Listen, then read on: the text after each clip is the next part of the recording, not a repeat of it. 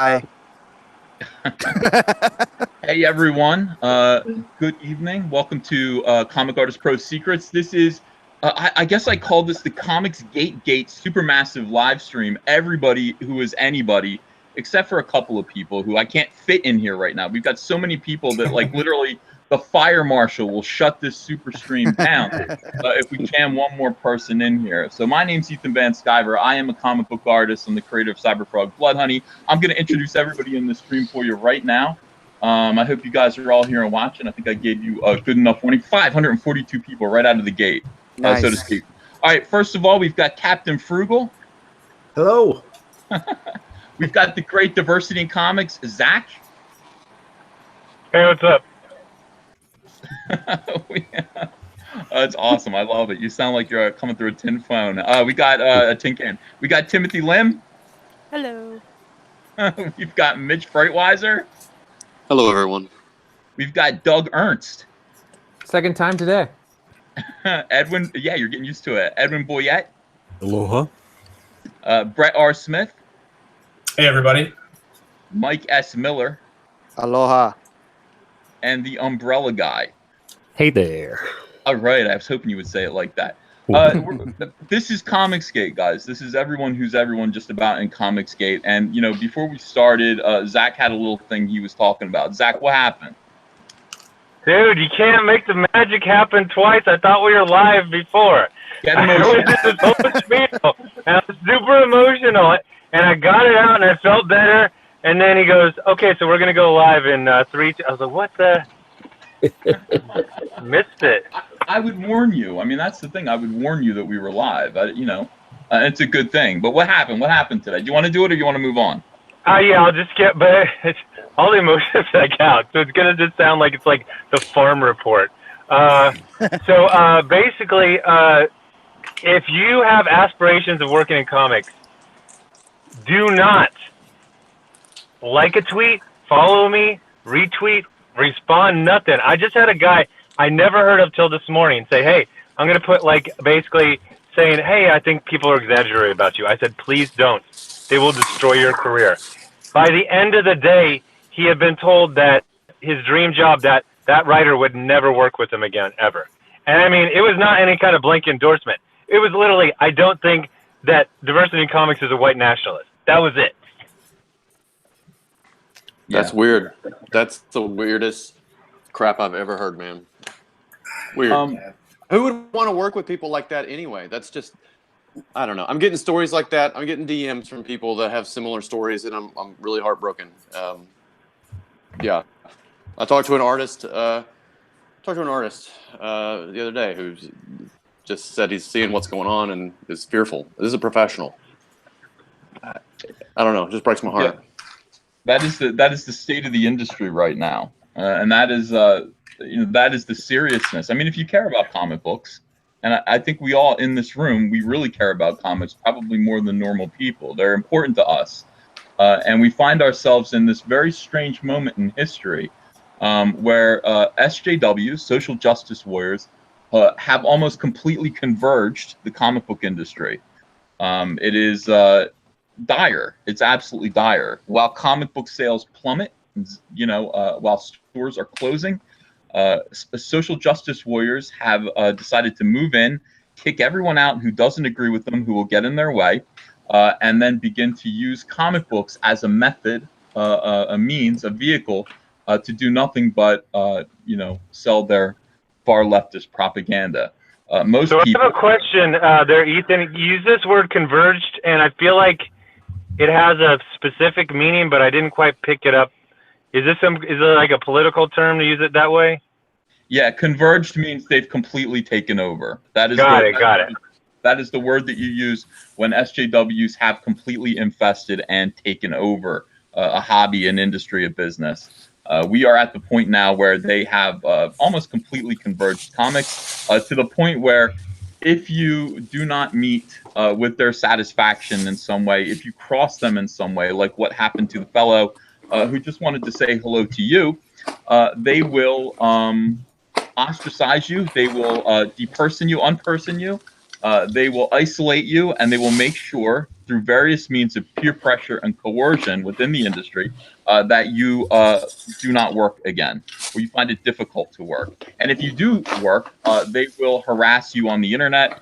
They will spread and defame you. They will spread lies and defame you until the company really just can't afford to keep you around. And that is the situation that we find ourselves in today. Most normal people find this to be freakazoid behavior. I mean, I think that. Oh yeah, this is not normal. Yeah, anytime I explain this to a normie friend, they're just kind of shocked. They're like, "When did this happen? I was watching Spider-Man: The Amazing Friends, and everything went crazy." Yeah.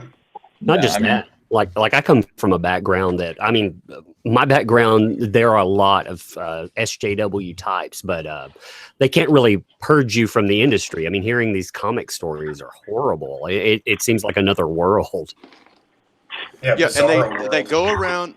Look, they're going around in back channels and gossiping about people.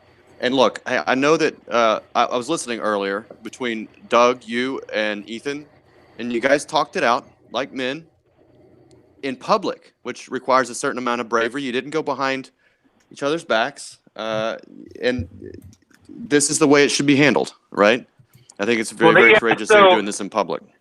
Yeah, so everyone's got their place you want to go. I'm a member of some private groups, but the thing about this is, you know, one of the things you can kind of tell who's in this group is 4 or 5 people will suddenly start talking about one thing the exact same way, the exact same day. When Tim Doyle and Kieran Shake and Michelle Perez and all these weirdos suddenly found out about my bounce check from 1996, it just all came out. Oh, hey, oh yeah, and bounce check. I'm like, what is this? What is this? You guys are obviously coordinating this stuff. So I don't know. It's one of those things where I could literally make $1 million from side projects a year related to comics, and I would still never quit my day job. Isn't that frightening? Yeah, that is terrifying. But that is, again, that's where we're at now. A few of us are kind of trying. And for the people in the chat who are curious about what Comicsgate is, I mean, my channel is basically a Star Wars channel now. We talk about SJWs taking over Star Wars. Star Wars, we're only on about step 15. Comics, we are on step 20. Okay, I mean, comics have been fully converged. Star Wars, there's still some hope. I mean, we do have to identify this, and we do have to work out a way to get these people out of here. Our hope is to convince Papa Disney to chuck these SJWs out. But comics, the only answer to dealing with comics right now is to form a club like we have of righty and sympathetic liberals, and form a group like this. Form Comicsgate. Use YouTube. Use social media to talk about what's going on. Expose what's going on, and then eventually, like we're seeing happen right now, create our own comic books. Now, this is where our current crisis comes in. First of all, the word gatekeeping. I'm getting a ton of flack from about half of you about suggesting that SJWs have no place in our little club. In other words, right now it's pretty loose. You know, I mean, there is no gate to keep because we're all over the field. There is no fence. But eventually there might be a gate. Eventually we might be forming a company. Eventually we might actually do something with this. Could happen. Things are moving pretty quickly here. You know, and be careful with that term, though. And be careful with that term, because it's which term? Gatekeeping, because it's vernacular. So what I'm guessing is that when people are saying gatekeeping, not everybody means the same thing. Yes, if you don't mind. And so that would be a shame. I meant it as a joke because it was a flippant remark that someone on the stream the other night said. Well, yeah, so this is a Go good ahead. time for me to opine because I know a lot of people have come in here because I said this is going to be a pretty cordial conversation, and one of the things that we're going to address is semantics. The idea that I think we're all using this term gatekeeping, but we actually have individual definitions as to what they mean. I know that, for example, Doug Ernst and I, in our conversations, we have, I don't want to say a concise definition of gatekeeping, but we have a working definition. And when we're thinking about it in terms of SJWs, I think, maybe I'm wrong, I think we would all agree that there's a consensus here that if something were to form, that SJWs would not be part of the equation. So I think that we all agree on that, I think. And I think that the only dilemma that we run into is, again, the semantic definition of an SJW, because even on Twitter, someone even pointed out to me, they said, you do know there's right-wing SJWs too. And my reply to that was, I can believe it. I don't think I've actually seen it. I think it's defined as something else, but I'm open to that. But it's important that I think part of our discussion should be maybe on an individual basis what we define as gatekeeping. Or what we define as Comicsgate. Let's forget the term gatekeeping and let's change the term to safeguarding.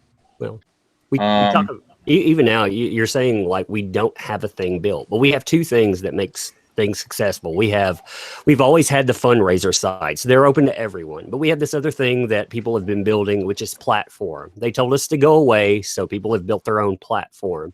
And I am all for keeping those people from being part of any platform that I am part of. I will not have them there. If that's gatekeeping, that's fine. I will keep them off my platform. Well, yeah, I think let's just abandon, because the term gatekeeping, to me, words are words, but I mean, you guys are saying no, that means something very, very specific. No, that's fine. So let's invent a new word to describe the same exact thing that I'm talking about, and I would say safeguarding. My feeling is that, and I tweeted this out yesterday. I said any comics publishing enterprise would be wise to keep SJWs out.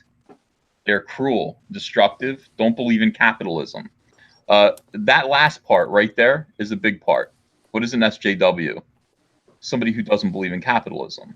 If we're starting a business enterprise, there should be no person involved who does not want to contribute in some way towards making the company wealthy.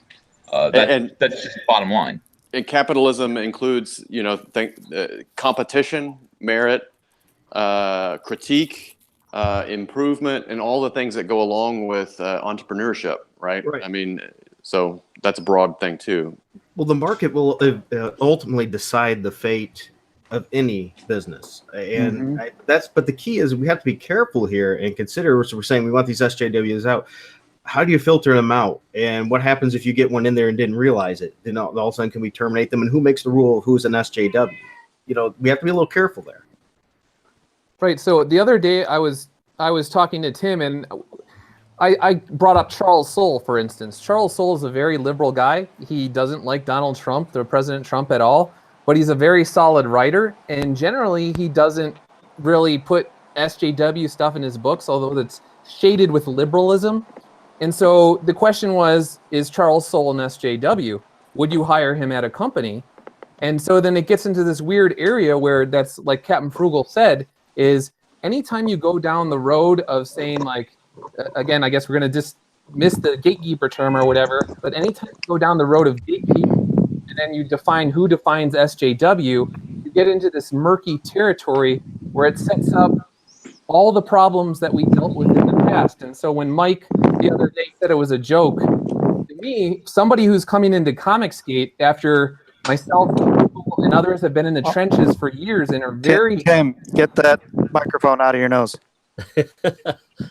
Yeah, when you come into Comicsgate and you're coming at this late into the game, you have to know that people are very, very sensitive to gatekeeping, and it's not a joke to us. So yeah, when that's why I was asking what you're defining as Comicsgate.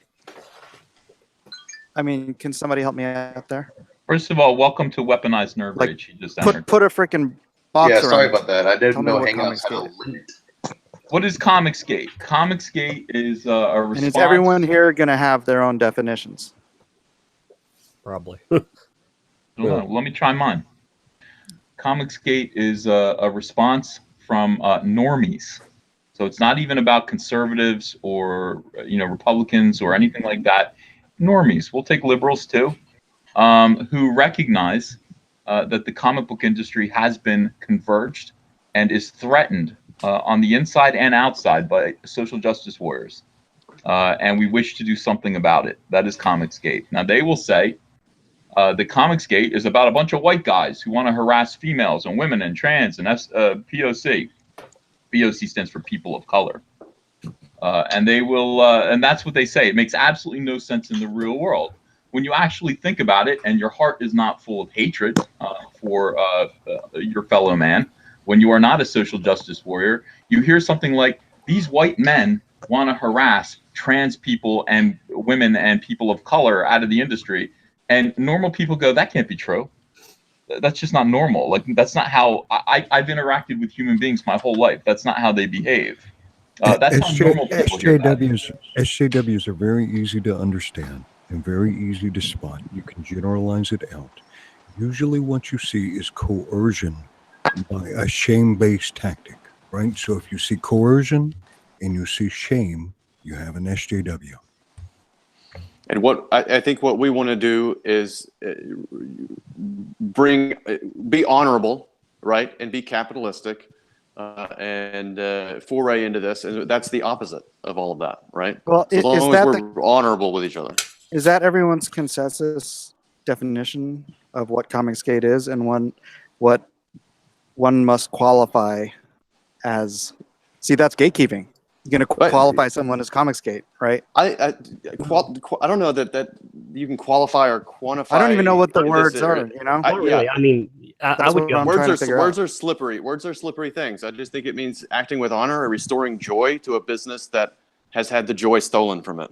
I've been doing that for 26 years. So my particular definition, I've done videos on this where and Mitch, I'd like to hear like your point on this, whether Comicsgate is a network or a community. And I have said that Comicsgate is a network of individuals who simply just do not want ham-fisted politics shoehorned into books for needless reasons to push agendas, particularly intellectual properties that have existed for decades, and they have this established sort of history behind them, and people are changing that. I want transparency and honesty. And as long as people know what's going on, it's like I've said earlier, Iceman, he's been a straight character for decades. Marvel all of a sudden turns him gay overnight. I have nothing against the LGBTQ community, plus whatever. But at the same time, we know that Iceman is straight from his thought balloons. And so those are the things that I don't want to see. And I want to see power given to as many people as possible to produce as many great comics as possible. Well, since you threw that to me, I don't know, I'm kind of passionate about those two words. I think, Doug, you're onto something with the word network. The word community, I don't really care for. I mean, we cultivate a sense of place for people, and that's like fans and customers and the like, right? And that's really good. But a community implies it could be a gated community, right? Your neighbors could vote to throw you out. But if you go to the top levels of business, it's all about your networks. It's about the relationships, right? An executive doesn't say, I'm in the executive community, right? He says, I'm in an executive network. And it's a series of relationships that you can call upon, utilize a set of people with different skills that can come together and help each other, help the younger set, help the up and coming, right? It's a system of people that assist each other in their different capacities. That's my thoughts on that. Are you opposed then to the initial phrase, which was the word club? That was thrown about twice in the first few minutes that we went live. The idea that we have a club. Actually, that's actually the first time I've actually heard that term used. What do you have to say about that? Because I think a network and a club are two very different things. I think a club implies something that, I don't know, like implies secret handshakes and backroom deals, and I don't think that's I think these are entrepreneurial efforts, from making comic books to being a YouTube pundit, and it's I mean, if you want to use the word club, I think most people take it for what it is. And I like the word network better. I like the word network. I used the word club, that was just offhanded. I didn't mean to. I think sometimes just in conversation we'll say things like that, and people run with it. Right, and I think that's why this is great. Like, I'm really glad that we're talking, because again, this is how we get our lexicon kind of unjumbled, because at least we know. I think we're all on the same page. It's just that we're all using different vocabulary, and so I think that this is wonderful. I take this as like a marker of success for us that we've reached the point in time where we have to confront these particular issues. And the fact that we're doing it in a way where everybody is here, nobody is screaming, nobody's going off the handle, and they're just being forthright and direct with each other. You know, I saw earlier the comments after Ethan and I's live stream was quite hilarious. I liked some of the insults, but at the end of the day, we both handled it and hashed it out. And I think if we could do that here tonight, we're going to set ourselves up for a lot of success and a lot of momentum.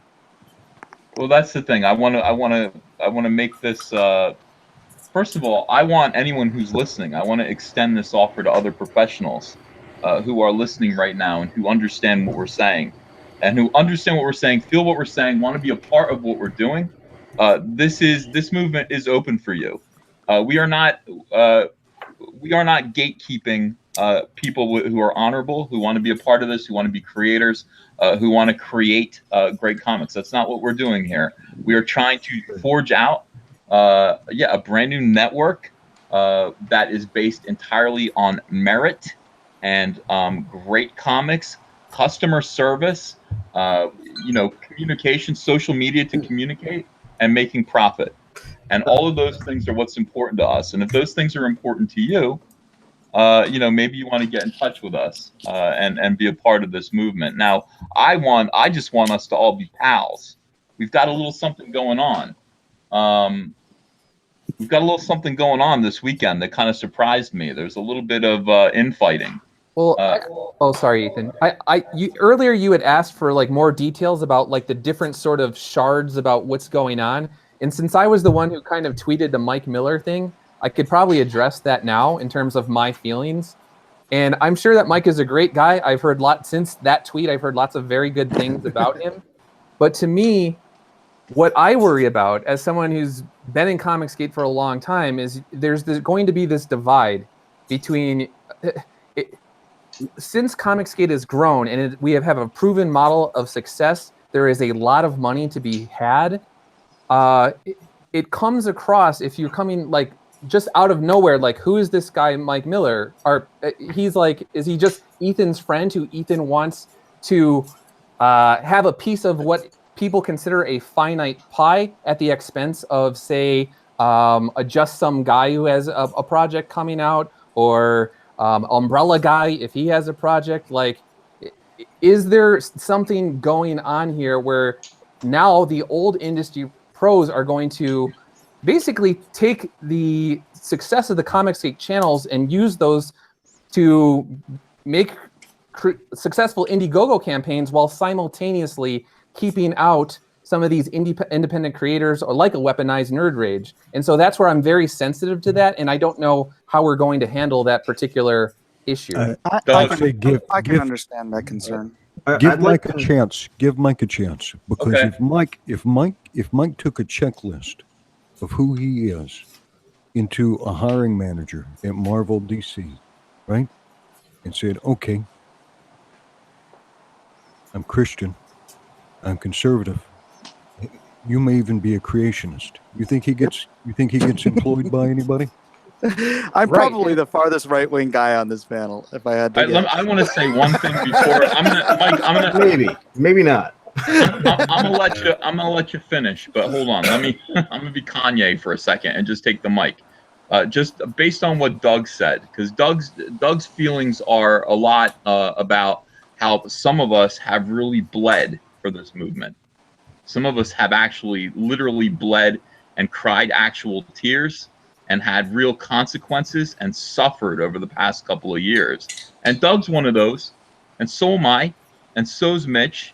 But you know what, Doug, you're a soldier, and you fought for our freedom. Do I not deserve what you fought for? Can I have that freedom that you fought for? Can I benefit from what you've done? Will you allow me to do that? Because that's what we're doing here. Some of us really did fight and bleed and get hurt and have family trouble over Comicsgate, over these SJWs. And now that the smoke is clearing and we're only just beginning to build a new kind of world here. We're only just beginning. I want to welcome people over here to benefit, people with good hearts, people with good intentions, with talent who can sell comic books. That's the basis of this. Do they have talent? Can they sell comic books? Are they not SJWs? Are they people that are willing to build with us from here? Mike is one of those people.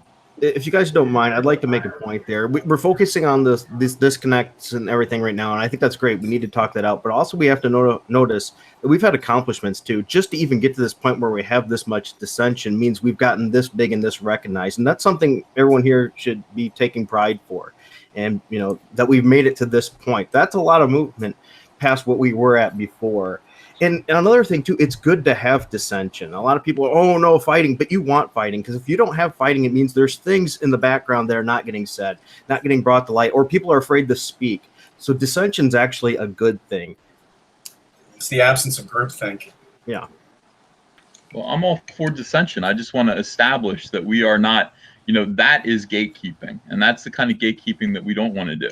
If we can get established professionals to come over here and basically renounce, because that's what you're doing. When you come with us, you're saying, it's going to take a while. It's going to take a while before, when, during the Revolutionary War, you're risking, you are now going to be targeted by the British. It's a very dangerous and risky thing that people are doing when they choose to come with us. And the benefit, sure, it looks like there's a lot of money. There might not be. But there's no finite pie. There's plenty of money. People will buy all of these great comic books that they want. It's just, is it going to be better than Marvel or DC? I don't really know. Right now, it looks pretty good. But we do want to welcome more talent. We do want to grow. We do want to get bigger. Eventually, we want to see little companies start up where Brett and Tim start up their own label and have, their comic brand come out. And, everybody should be able to kind of start up their own little ventures that we all support, that we're all a network, we're all connected by. Right, and I agree with you there, by the way, and that all became because of dissension. There was points in our careers, or some of your careers, that said this can't go this way, and you made that jump, and that I respect everybody that does that, because I know that's hard. That's why one of the reasons I wear the mask, because I know if I don't, my career's in jeopardy. For what I do, it really is true.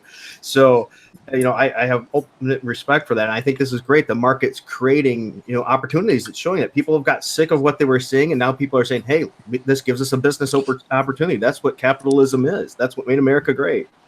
Well, some of the question comes from the fact that part of this is building a more informed consumer. And consumers, you have to, when you've seen all of this stuff come up, you have to allay the fears of people. You have to tell them that these people, in some way, you basically pointed out so many people that are bad. Sometimes you have to say, wait a minute, not everyone is your enemy out there. Any new face, I know a Van Sciver, I know a Mitch Breitweiser. Do I know this person? You have to tell them not every new face is going to be a bad face automatically. You have to tell people that there is a brighter side to this too. I think we focus on so much negative that sometimes people, in becoming informed, unfortunately, that is a byproduct. Yeah, and I don't want to sit here and try to stroke my own bona fides, but I've been fighting this fight for 2 decades, and Ethan was there. Yeah, freaking AOL message boards, man. this is just because I haven't been on YouTube and I've stuck to Facebook and not Twitter doesn't mean I haven't been freaking taking my shots, taking my hits. I got blacklisted in 2000 when I was on JLA, for God's sake. I'm not some freaking newbie. And he worked his way back? Yeah, how did you work your way back, Mike? Because I was blacklisted at DC, New York. I couldn't get the freaking time of day. And then DC made a mistake. They bought Wildstorm. And I'm a Wildstorm guy. Nice. So DC West Coast, they had all these... they would do licensed products. They would do video game tie-ins and whatnot. So they'd hire me for like the video game tie-ins. I did Fringe. I did freaking like the Batman related video game books. I did DC Universe Online Legends. And then along came Injustice. And Injustice, rather than being one of these other also ran really sucks comic books based on a video game, became a #1 Yeah, it was huge. New York Times bestseller, became the #1 comic book in almost every digital market in the world.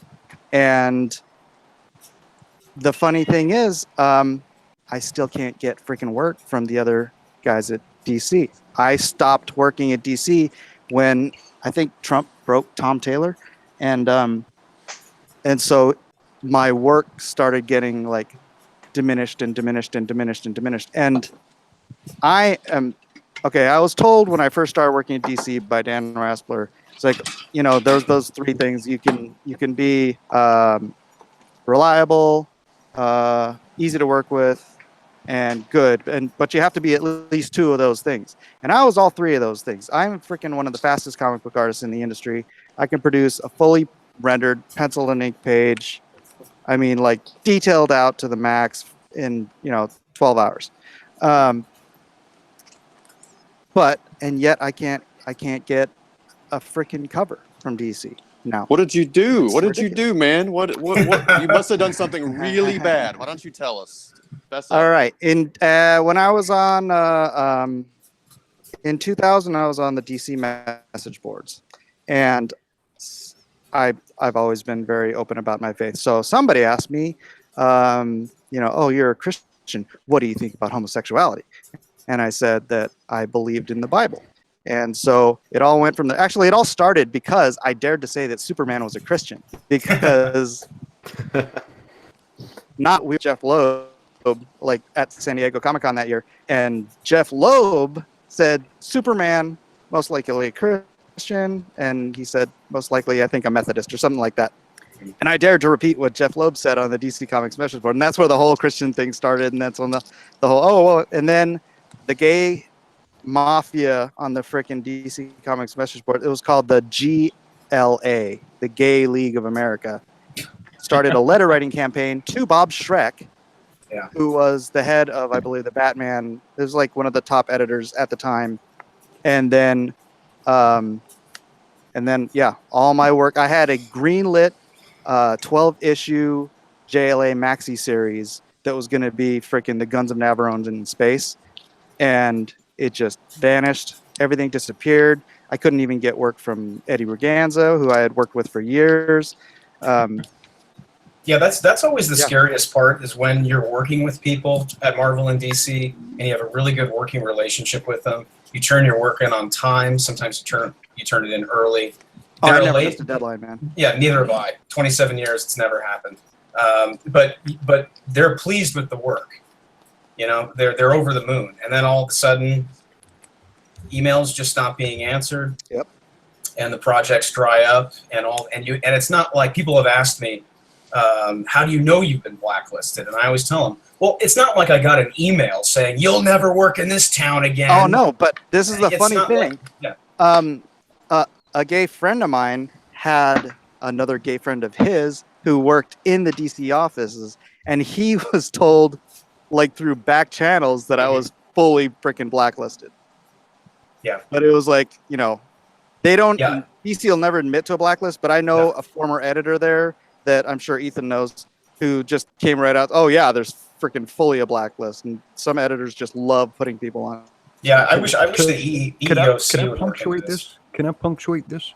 I know everybody expects something different out of Comicsgate, but this is one of the things I wanted out of Comicsgate. I wanted to create space for these people who were getting steamrolled, right, to be able to perform their vocation. Right? Yeah. To earn money, making good, entertaining stuff. And so, like, having Mike join us is absolutely one of the things I wanted out of Comicsgate. I know everybody has projected different things on it, has different goals, different expectations. But at least for me, this is one of the things I wanted. For creators to have room, right, that are getting run out of the industry, to have room to create content. Right. Not a safe space, but at least a level ground.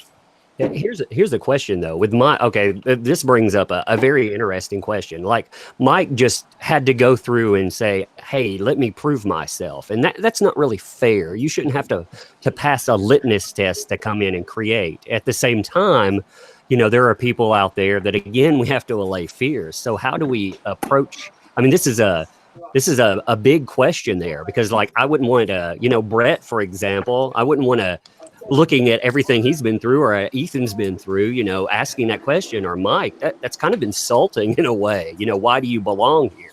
But at the same time, how do you approach that kind of question? Well, that's gatekeeping that you're talking about, right? I mean, yeah, I mean, really, when you get down to it, it is. It is. So, all right. So I again, it seems like everybody is very much against gatekeeping, and we don't want to do that. Well, but I think we just kind of have to go by instinct. We have to have good instincts about each other and about other people.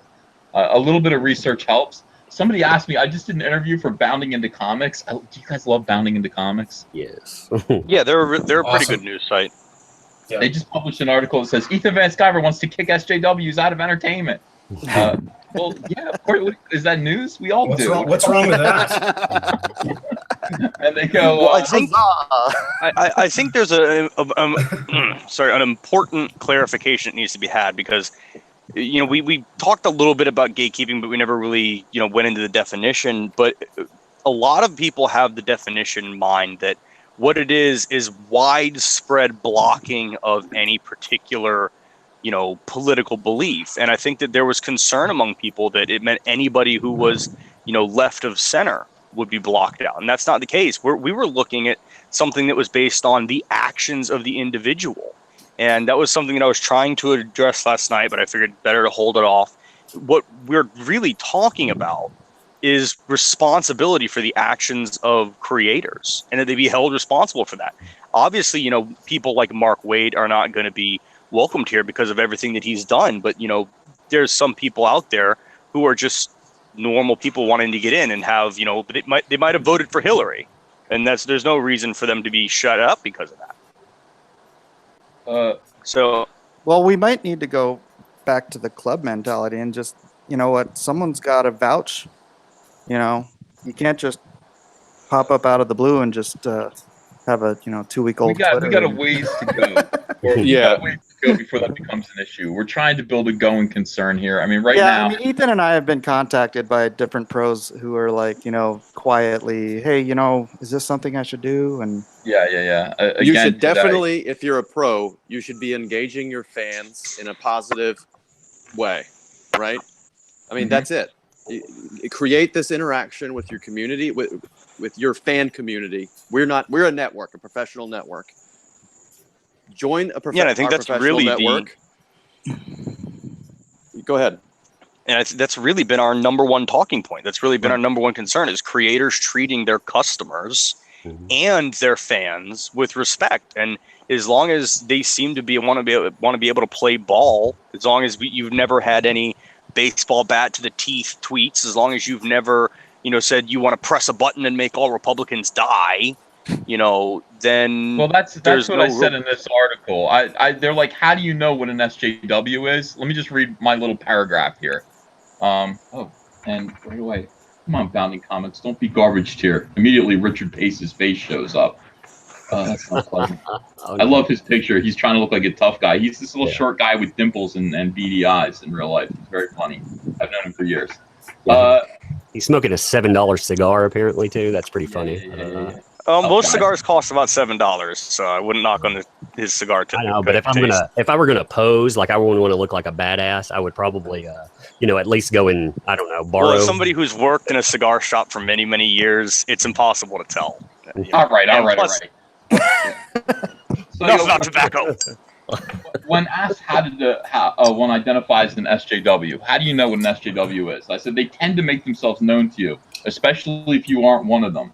Their social media should provide a nice trail. Look for a lot of buzzwords like toxic masculinity, appropriation, mansplaining, problematic, and punch Nazis. If you see hashtag punch Nazis, bingo, you got them. They write long threads of continuous tweets condemning societal problems they perceive around them with an exasperated tone, and take a lot of pictures with their cats. A lot of pictures with their cats. Hey, I love my cats. These people struggle with an internal chaos that might not be worth a company's time to alleviate on a daily basis. Everything they do, every word they say is meant to elevate their own self-esteem above that of someone else, which is the source of endless conflict in the workplace. And if you aren't an SJW, you'll quickly find them insufferable. And that's what an SJW is. That's how you can tell who they are. That's every reason not to employ them. I do think that whatever concern that we launch, obviously, it's the very foundation of what we're doing here. I can't argue with you guys about this. I can't argue with any one of you about excluding SJWs from this, because it's like, should we exclude rabid dogs from our house? Yes, we should. We should. That's what the door is for.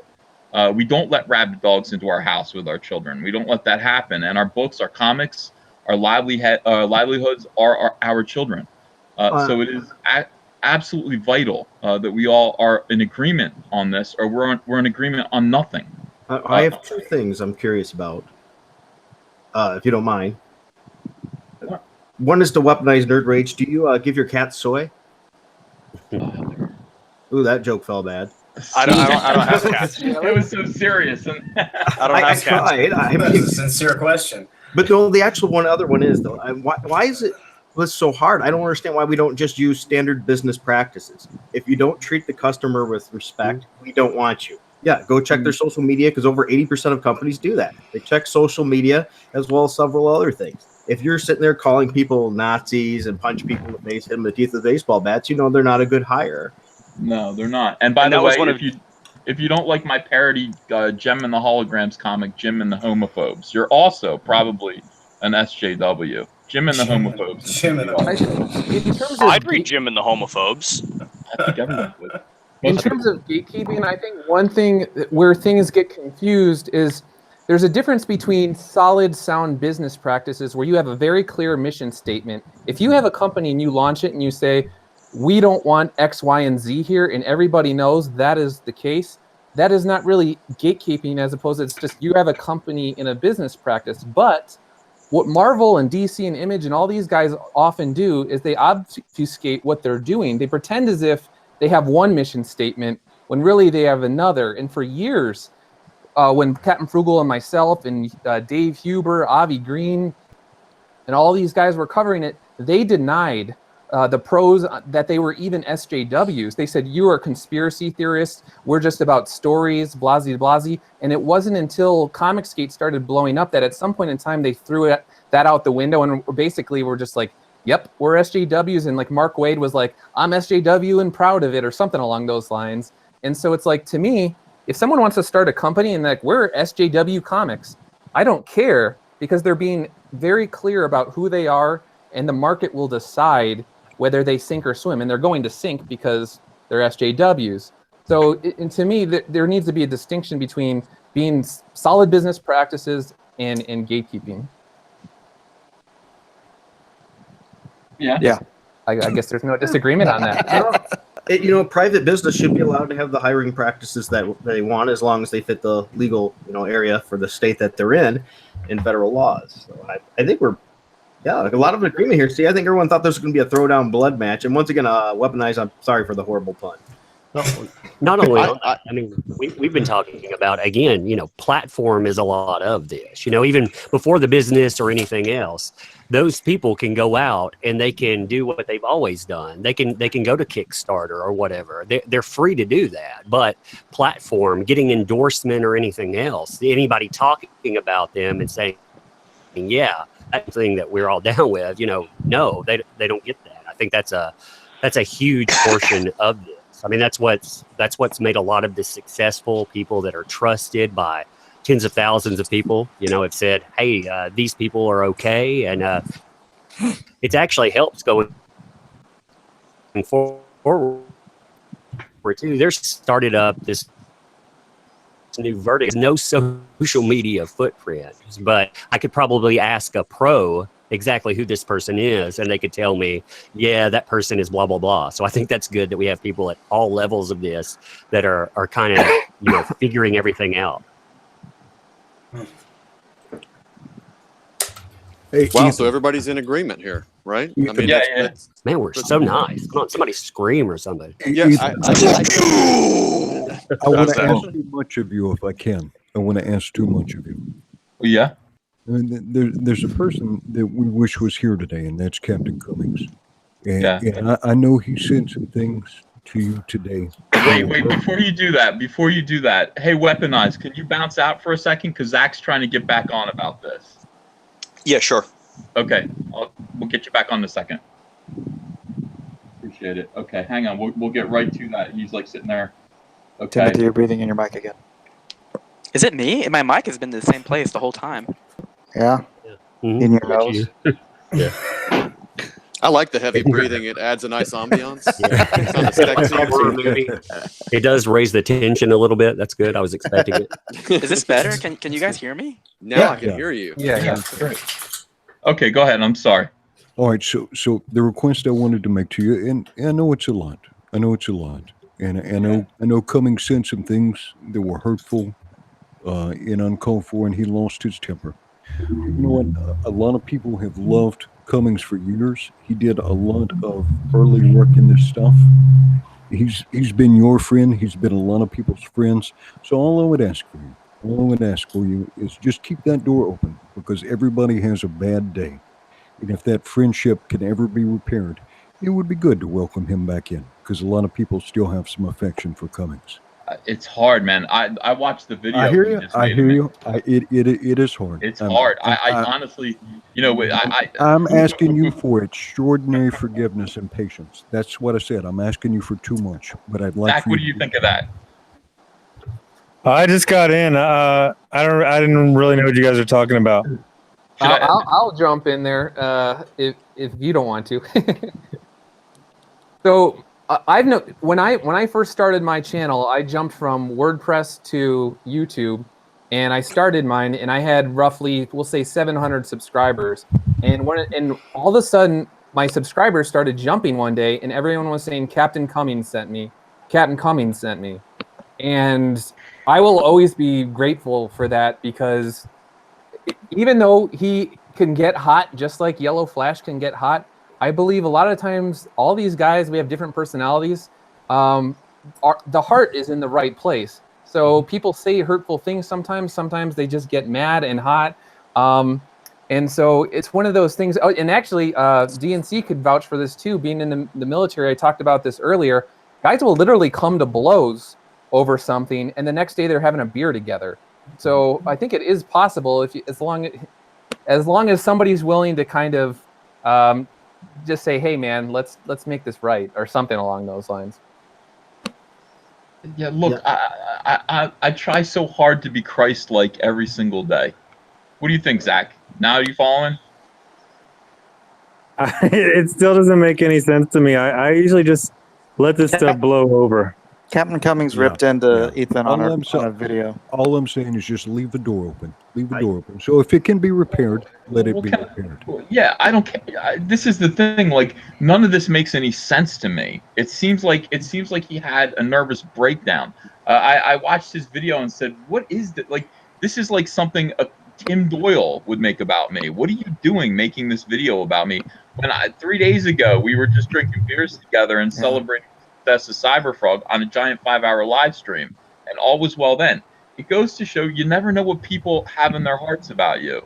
And at this point, after being stabbed in the back by friends, people I considered good friends, over this petty, jealous shit, over and over and over again. And by the way, I wrote to Captain Cummings 3 times today and said, "Please, whatever it is, let's work it out." He said, "Go make another Star Wars video, loser." I didn't do anything to Captain Cummings. May I mention something? Ethan, in your opinion, I mean, and I'm not this is not an attack. Have you ever wronged somebody or said something that it hurt somebody? All the time, every day. Right. And wouldn't you want them to forgive you? I know it's not easy. Trust me, I've been wronged immensely. Somebody by family needs to come and ask your forgiveness. Okay. Yeah. Somebody needs to come and ask your forgiveness, not tell you to go F yourself. And by the way, bring up something from the SJWs use about me that he knows is extremely painful to my family. Bring that up, dig that up again. For what reason? For what reason do you do that? And as I said, I know it's tough. And I understand that. But is it worth to keep the door open for that to happen? No, he's dead to me. I'm just Does he ever apologize to anyone? No, I don't know. Because I mean, on the thread where he attacked me, and then in his video he went back and said, "Oh well, I looked it up, or it turns out it was a joke, but I'm still not going to apologize." And I don't care because it's just this tiny little thing. But he didn't make a video about me. I mean, his basic thing was, I said it. I'm going to stick by saying it because I said it. I mean, that was in the video about I me. think the issue today was he checked out the live stream earlier today, and I'm going to be the guy who's going to bring this up. And when Ethan said that he just kind of got to know Brett and Tim within the last 48 hours, he believes that is a lie, and he called it a lie in his video. This guy, first of all, Tim, nice to meet you. Hi. I don't think I've ever spoken to you before. I'm a fan. I pre-ordered your book. Well, thank you. I appreciate that. We pre-ordered Thump from way back when. But although I've watched you and it feels like I know you, I don't think I've ever spoken to you before. Not like this. Brett, I've known forever. Brett, I've known from my Facebook days, where Brett came out swinging. Brett was a rowdy conservative on my Facebook page. So Brett, I've absolutely known forever. But those were the having days. said that, what Captain Cummings misunderstood is that when I had no idea that these gentlemen were the people involved with Space Force. Had no idea. I don't pay attention. I live at my desk. I live in my own world where I put together my own stuff. Now, I saw some artwork that did not look like Tim's of Trump. It was painted artwork. And I saw that it was published by Antarctic Press. I was not. I'm getting over it because of my love for this man in the middle of it. Edwin said, Ethan, take a breath. I want you to forgive Antarctic Press. And I said, hold on. I forgive Antarctic Press for what they did to my friend, Zach. And I'm fiercely loyal to my friends. If you have me for a friend, you're going to be glad that you have me for a friend, because I'll never backstab you, ever. I'll always stand by you. I'll always protect you. I'll always do whatever I can for you. What they did to diversity in comics, they let him down. And I understand why. Edwin made me kind of go, put myself in their shoes, and I was in their shoes a little while ago when it was just like, when you're bewildered when the SJWs first swarm you. You don't know what's going on. If you don't know what to expect, you don't know what's going on, and you might make a poor decision. They might overwhelm you. And that is, I think, what happened. I think that's what happened to Antarctic, and I'll forgive them. Well, this is a good. Oh, go ahead. I'm sorry, but I just want to clean up real quick here. When I was asked about another Trump book, I've seen a bunch of these Trump books. I don't know if you guys are all responsible for them. I saw an Incredible Hulk Trump book. I think Brett had something to do with that. I've seen a ton of Trump books, and my attitude about them has remained consistent, which is that I know it's parody, and I understand that Trump Macadamia is really, really good. I have not read it yet. Thump was excellent. But that's not what I want this movement to be, and that's just my opinion. I'm not the king of anything. I'm not the leader of Comicsgate. When I say that's not what I want, that doesn't mean that's how it's going to be. Somebody just asked me my opinion about it, and so I said I don't want overtly political books, whether right wing or left wing. Go ask Vox Day if I'm consistent on that point. He'll tell you the same thing. Yeah, you said the same thing to me before, like months ago when I brought something up. So that's my thing, but I don't wish anybody harm. Now, Doug came to me, and Doug said, but you don't understand. Your voice is really loud, metaphorically. And when you say something like that, it could hurt someone's livelihood.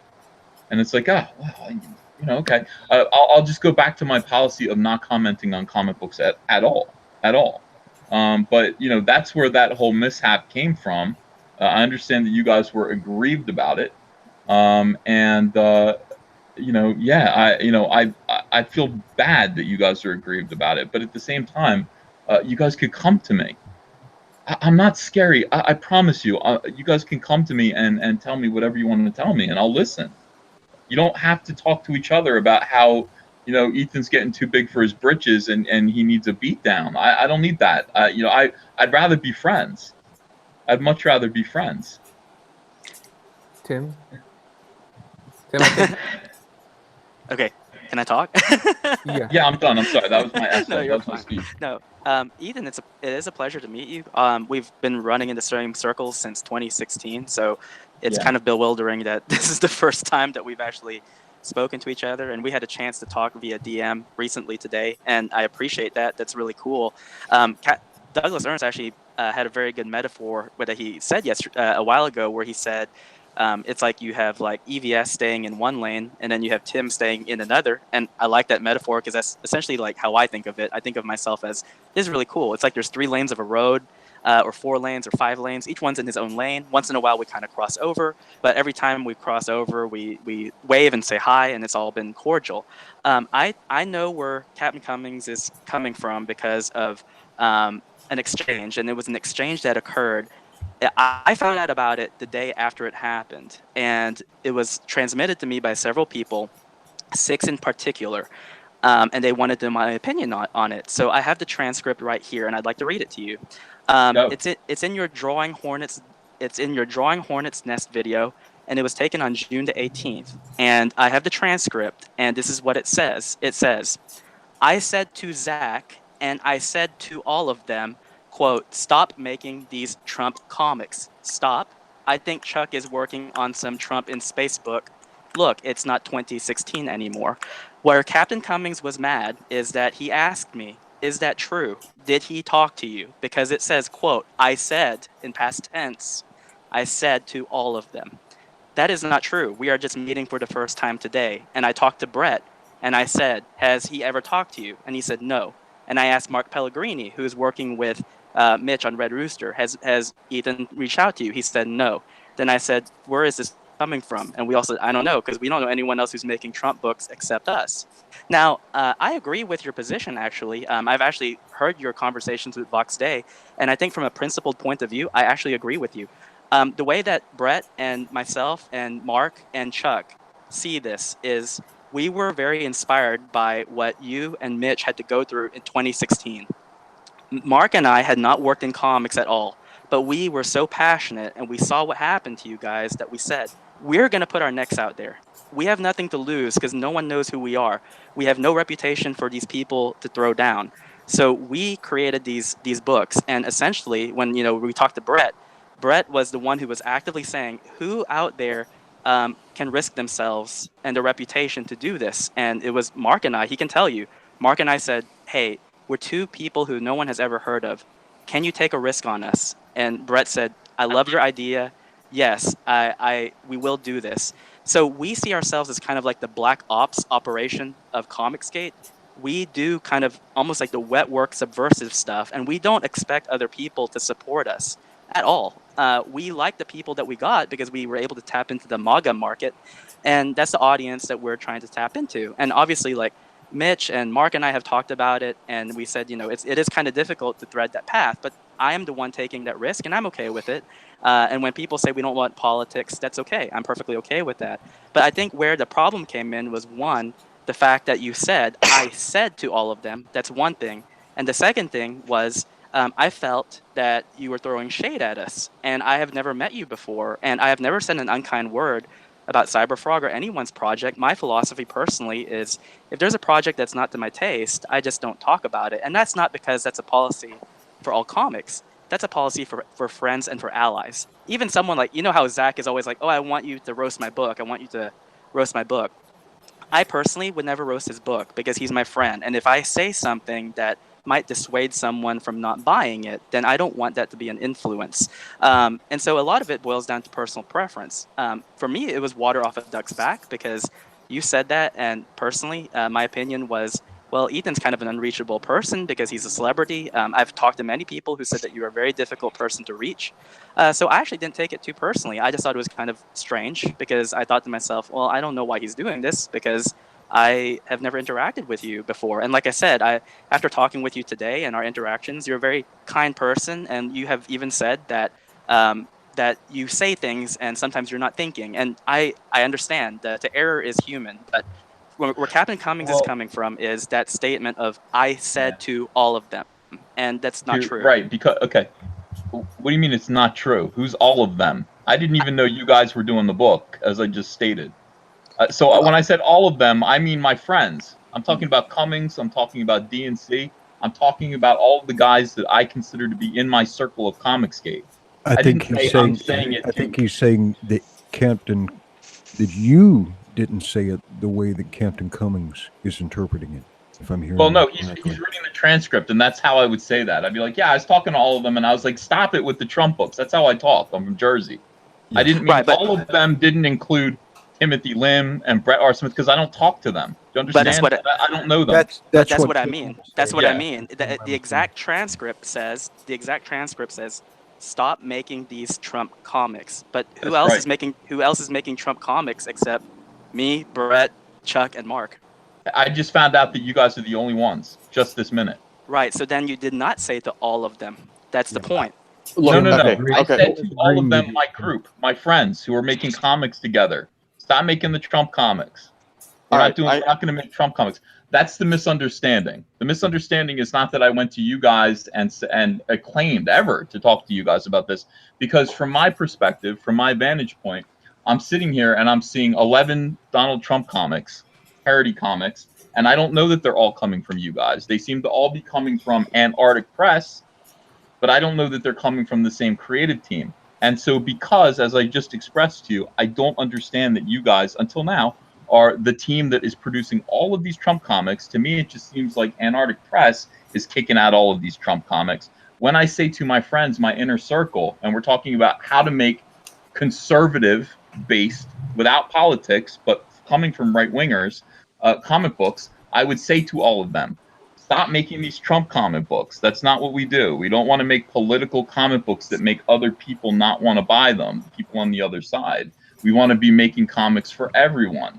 So that's the confusion. I understand the literal translation of what you're looking at. When you're looking at my words non-conversationally, and you're lacking context and you're not understanding the way I speak colloquially, what about you're the thinking part that I'm talking to you guys and that I'm lying about having talked to you, but I don't talk to you at I know. all. So Well, what about? Well, I guess then I didn't read the full transcript because I omitted the very first sentence, which was, quote, I think the idea of some of the better-known comic book artists and writers coming together, joining forces, only makes sense. I said to Zach and I said to all of them. So the preceding sentence was the better-known comic book artists and writers coming together. So by all of them, that is referring to the very first statement, which was comic book artists and writers. No, it was Zach and it was my YouTube friends. That's fine. Okay.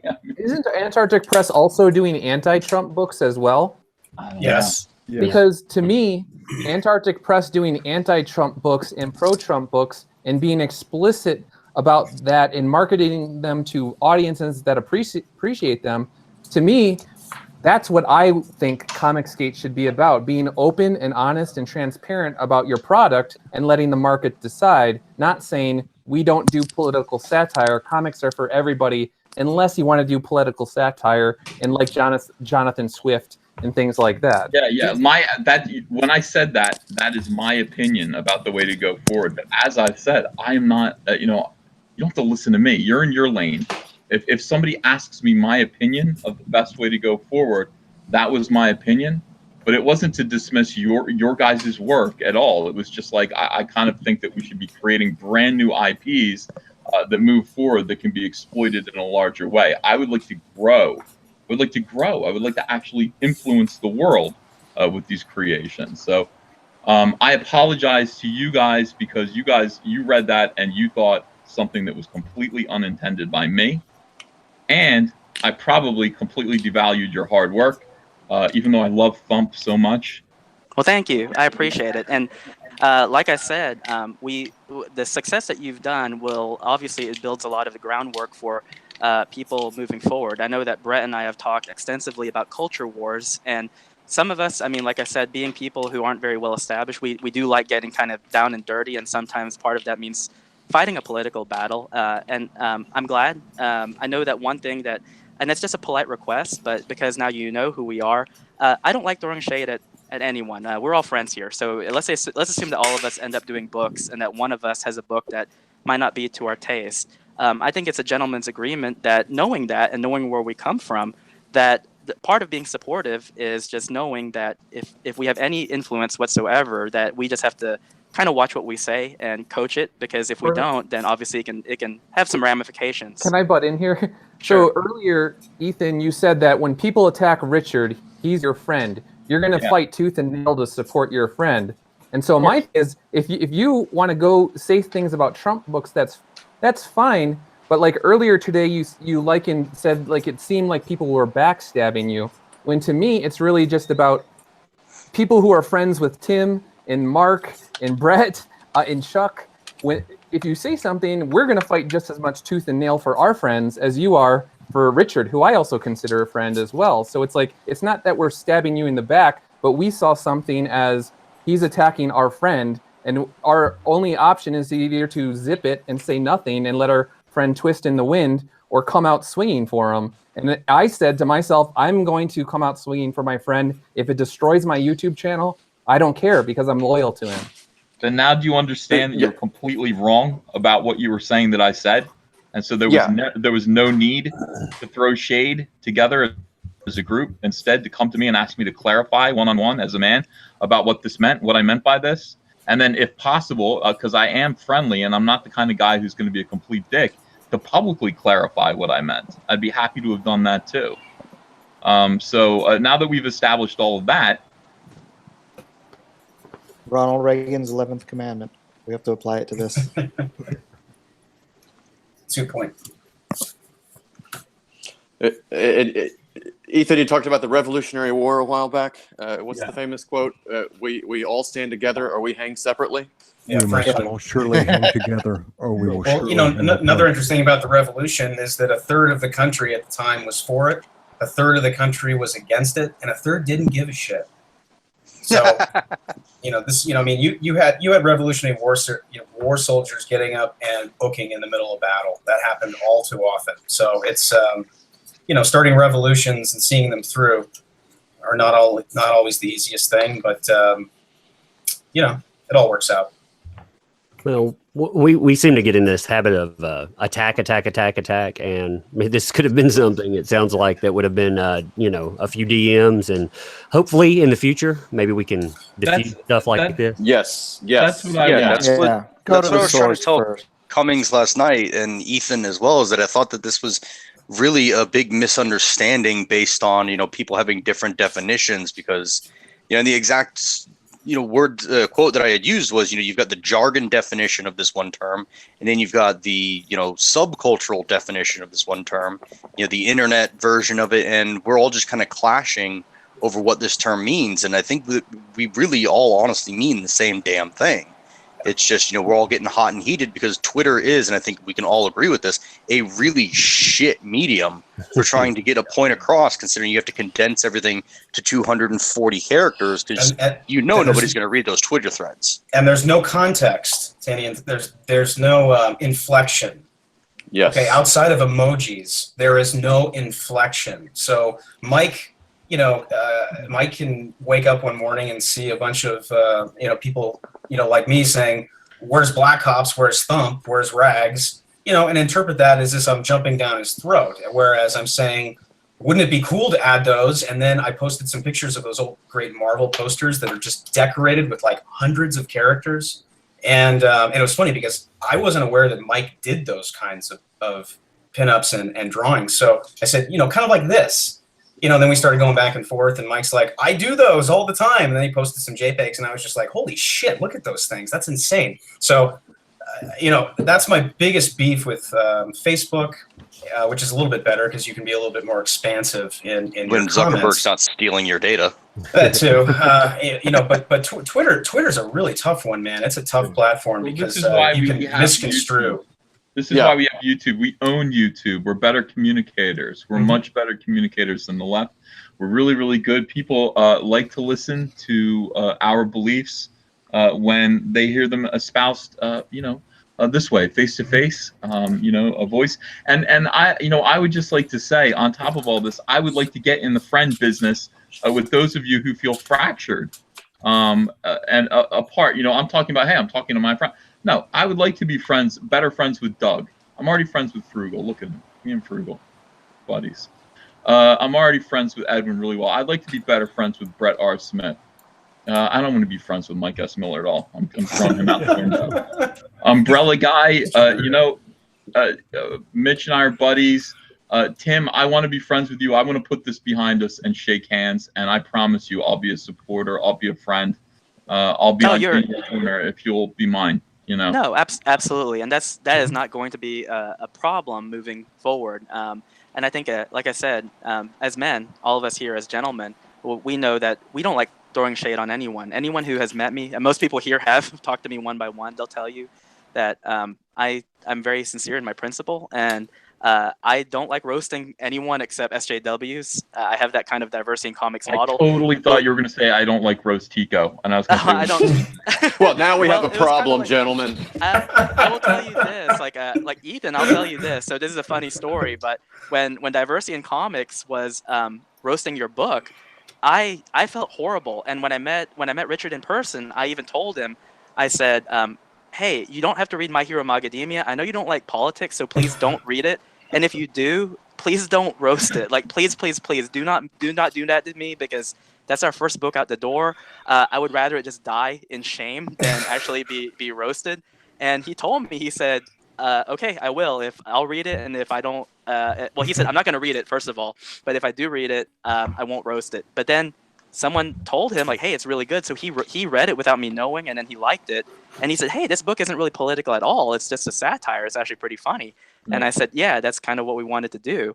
And so that's why I said, I'm glad that we're having this talk, because I think Mitch can vouch for me. And I know Mark, if you ever get the chance to talk to him, he can vouch for me. I'm a pretty nice guy. I don't like having enemies at all. I do take kind of shade personally, because I'm just used to it from SJWs. Obviously, Brett can attest to that. I've been called a white nationalist. I've been called a neo-Nazi. That's just something I'm used to from, that's just something I'm used to from the other side. So obviously, when it came from someone like you, who I respect, who has a platform. There was no shade, though. You have to understand. I know. We're still talking about shade. There was no shade. I wasn't like, perceived shade. Shade. I'm going to throw some shade at these two guys. They're only like 5 conservatives in comics, and I'm going to go screw over 2 of them right now. Well, I tell you what, every good group needs a whooping boy. You guys can whoop on my books all you want. Nobody ever buys them voluntarily anyway. When we get mad, we should, I'll message Edwin. He can stroke his hair a little bit, calm us all down. It'll be good. He just likes to show off his hair. He just likes to show off his hair. That full big head of hair. I love Ethan like a moderately special needs little brother. I love him. And yesterday I spent 6 hours making a Space Force Trump promo. So I love Timothy Lim and Brett Smith too. I mean, there is like just some awesomely talented people here. This minor stuff can get worked out, and that's not to dismiss anybody's concerns. When it's the major stuff that can't. Weaponized nerve rage is smoking has to stop. And by the way, weaponized nerve rage is my friend too. My smoking is never going to stop. Thank you very much. Well, I'm going to go light up another one right now. Just that's how this is going to go every time. I'm going to let you know. So I'm just starting to get into cigars, so we should talk. Because I have a lot of questions, and I'm willfully ignorant. I'm brand new to it, but let's communicate. DM. Oh yeah, no, definitely. I can definitely recommend some good starter brands for you. The other thing is, I've been inspired by Ethan and Richard, and I'm going to be starting my own YouTube channel, and I would love to do a cigar segment if you're interested. I think that'd be a lot of fun. That would be pretty fun, yeah. Yeah, because I want to break things up. I want to have fun. I don't want to be, I'll have a lot of horror stories, though. I'm just letting you know. I mean, that'll work. Because I was the taste tester who would taste all the new product that people wanted to sell, and it was always like, why is there ganja in this motherfucker? Why are there sticks in this fucking cigar? So, I do want to bring a point though to you guys. If you're going to do that, you should put a word of caution that will be hard on your comic books. Mm-hmm. We're getting called gay 100 times in the chat right now. It's a love fest. In a good way or a bad? Nothing wrong with that, I guess. I don't know about you guys. Oh, that hemming and hawing. Good Lord. Don't take yourself so serious. All right, what else? What else needs to be discussed? What did I do wrong? What? Oh, nothing. Since this is my first time on here, and it's the first time you and I have actually talked since the last time we saw each other at a con, which I think was Phoenix. Chicago or Phoenix Comic Con, I forget. I think it was Phoenix. But I just wanted to tell you directly, since I have you here, congratulations with Cyberfrog. It's a beautiful thing. And I was talking to somebody the other day about you, and they said, Cyberfrog, that's awesome. And what a gigantic risk that he took, and it all worked out great. And I said, you know what? That's true. But I said, the biggest risk, that Ethan took, which I find, really admirable is having the courage to break away from DC and strike out on his own and do his own thing. When you're talking about, and Mike obviously is in the same position, but when you're talking about breaking away from 20 plus years of comfort and a lifestyle, and it's not easy, man. So it's like I look at that and I think to myself, this is similar to the decision I had to come to when Steve Bannon wanted to hire me to do Clinton Cash. Do I walk away from all this stuff? Because it's more than likely going to be probably the deal breaker going forward when it comes to Marvel or DC. They're going to look at that. They're going to say, you worked on this, pass, even though they don't necessarily say that. But, congratulations. I think it's fantastic. Part of this, the success of this movement is really, it's Jawbreakers, it's Cyberfrog, and some of the other books. But, congratulations it's a beautiful thing on Jawbreakers as well. You guys really opened the doorway. And showed what could be done and how to do it, and that book does look great. It looks fantastic. You guys are gonna wrap that up and make it look absolutely beautiful. I'll get you to color something. I'll get you to color. I got to be careful because Kyle's. Yeah, awesome. I mean, I don't want to step on Kyle's toes, but if there's ever an opportunity to do a pinup or to do something else, gay big time now. We're getting called gay. Oh, well. All right, let's talk about here's something. The art that started it all. Brett, here's your rabbits. Here's your bunny rabbits. Well, you got Splato in there too, dude. That looks great. Yeah, I threw him in there today.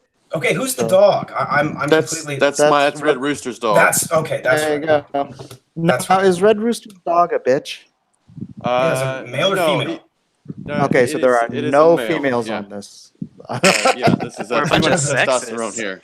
Just sexist. You know what's funny? My daughter and my wife pointed that out separately to me, and I'm like, okay, yeah, I didn't. Mike, I think no other guys noticed that. Well, the only female character that I could reference, you could insert in there, is Rags, and who wouldn't want to insert a hot ginger, redhead with an M14, wearing a bikini? I mean, am I the only one here who'd like to see that? Hot chick? See a spot on here? Yeah, maybe. Come on, man. For the next one, you could include Sashi from Jawbreakers Lost Souls as well. Well, why don't we just make it bigger and make it like a double page spread? You just add a whole other section of all the hot. You might have to rework the composition. I'll get right on that. Yeah. But yeah, I mean, we got a hot femme, we got a hot chick in Rags, and it's kind of like why not add a little sex appeal? I think all of us here are pretty much red-blooded American males, and doesn't seem like too much of a stretch, but it looks fantastic. It's just gorgeous. Thank you, guys. There was great composition. There was no offense attended in that piece at all. I mean, obviously, I don't. Again, this is my thing. I'm going to have to, now that I'm back in the indies again, I'm going to have to really buckle down and get to know the indie scene a lot better than I do, because I don't pay attention. I know people. I don't really know what they're doing. I don't know Rags. I guess I'm going to have to find out. I'm going to have to read that book. I just started getting to know him, and he's a really nice guy. So, and it's been pretty amazing getting to know a lot of the fans, the Jawbreakers Army, as well as just the Comicsgate community people. One thing I can say about all of them as a plurality is that they're all really funny, really intelligent, and they constantly crack me up. I'm amazed at the wonderful sense of humor everybody has, and nobody takes each other too seriously. And it's just been a delight and a great honor getting to know everybody, and it's been a lot of fun. So good times. It has been. Yeah, speaking of, I'm glad that Ethan brought that up, because it actually kind of dovetails into something else that was going rampant on Twitter today. I had stated several times that Ethan is not obligated to share a platform. It's generous of him to do so. And some people had been saying, well, repeatedly, like, are you telling us that Ethan needs to shill for every single person who's in the indies community? And I said, no, not only is that impossible, but like me, there are occasions where there might be a project that might not be to my taste. And having to be on this spot where I have to be that arbiter is kind of a strange place to be. So I think one thing that we can address right now, the people here, is what do we do about people who maybe aren't getting as much notice? And what is the outlet for them? I know that, for example, for myself, I'd say pretty well informed with them. I'm trying to set up a channel as well. I know Brett is too. And so if there's anyone listening who needs a platform, we're out there. And even though our platform might not be as big, don't feel left out. We don't want anyone to feel left out. If you keep on asking, if it's a book that maybe might not be to my taste or something I can't help you with, we have enough people here, a nice smorgasbord of talent, that we can always refer you to other people in the network who can give you a leg up. Like what Ethan said, he's a busy guy. He's just now having to pay attention to kind of what's going on in the indie scene. So we can help each other out. And so there shouldn't be anyone who feels excluded. And obviously, I'm shilling for myself here, but if anyone does feel that way, I check every one of my DMs, even the ones from people I don't know. There are people. I think a lot of us do that, and so I don't think that feeling should have to persist or percolate. I think that there are ways of talking to people. We're not so insular that we're going to try and shut people out. But Ethan's comment actually brings to the surface another possible division or fissure between within the comics book community, which is good. Another one. The established pros versus the indies is actually a fissure that, you know, if it's perceived as if the established pros are looking down upon the up and coming newcomers, that's something where it is another fissure that will come. We were talking earlier, like, I don't want to have this drama every single weekend, and I was like, yeah, our own subscribers get worn out by it. We don't want to have it. But it's something where it's like you do have to think about the indies and how it's interpreted when you're talking about this sort of stuff. Are you kind of giving off, not you, Ethan, necessarily, but an elitist attitude towards, well, those little people sort of thing? Well, let me explain something though. I mean, in all seriousness, I've worked hard my entire the last 25 years, every single day for 25 years drawing comic books. I haven't missed one single day. And then in October, after a 25-year career in comics, I mentioned that in all my videos, I started up a YouTube channel in October and started from 50 subs, and I did it every single day. Again, every day I worked my YouTube channel, 2-3 videos a day, establishing contact with my audience, and making sure that my fans knew I was there, that I cared for them, producing content that they could count on every single day. And now I find myself here with my comic book Cyberfrog, which I started 25 years ago, having made $430, I don't know, whatever it is, $420-something thousand, and a YouTube audience of 66,000 subscribers and growing. And I don't mean to sound elitist to newcomers. They have to work. They have to work to attain this. This isn't something that that just comes naturally. You're not entitled to this kind of platform. You're not entitled to this kind of success. You have to do what I did. You have to bleed for it, and you have to work really hard. And you can't expect to piggyback all the time. That's so part I'm of. I'm sorry. Go ahead. No, I'm just going to back you up on this, Ethan. I mean, I think what I'm going to do on my channel very, very soon, because if this can't become an issue, but I'm going to share my road to professional comic bookdom, and it was not easy. It was like next to being a street urchin for, half a decade. Oh my God, yes. And it was painful. Like there was a point I was about to quit, and I ran into Ethan and a few other great mentors. And Ethan, I was at a convention, and Ethan had recognized me. I met Ethan maybe 2 years into trying to break into this business, and I'd get hit or miss work. I would book hotels. I'd book tables. I'd have enough money for the table, and I'd book a hotel without the money in the bank to cover it, and basically buddy up with a ride to Chicago from New Jersey, and not know how I'd pay for my hotel. But I had a table, and I'd sell $10 or $20 drawings until I could pay my way back essentially. You know, and it's it was tough. I ran into Ethan like almost.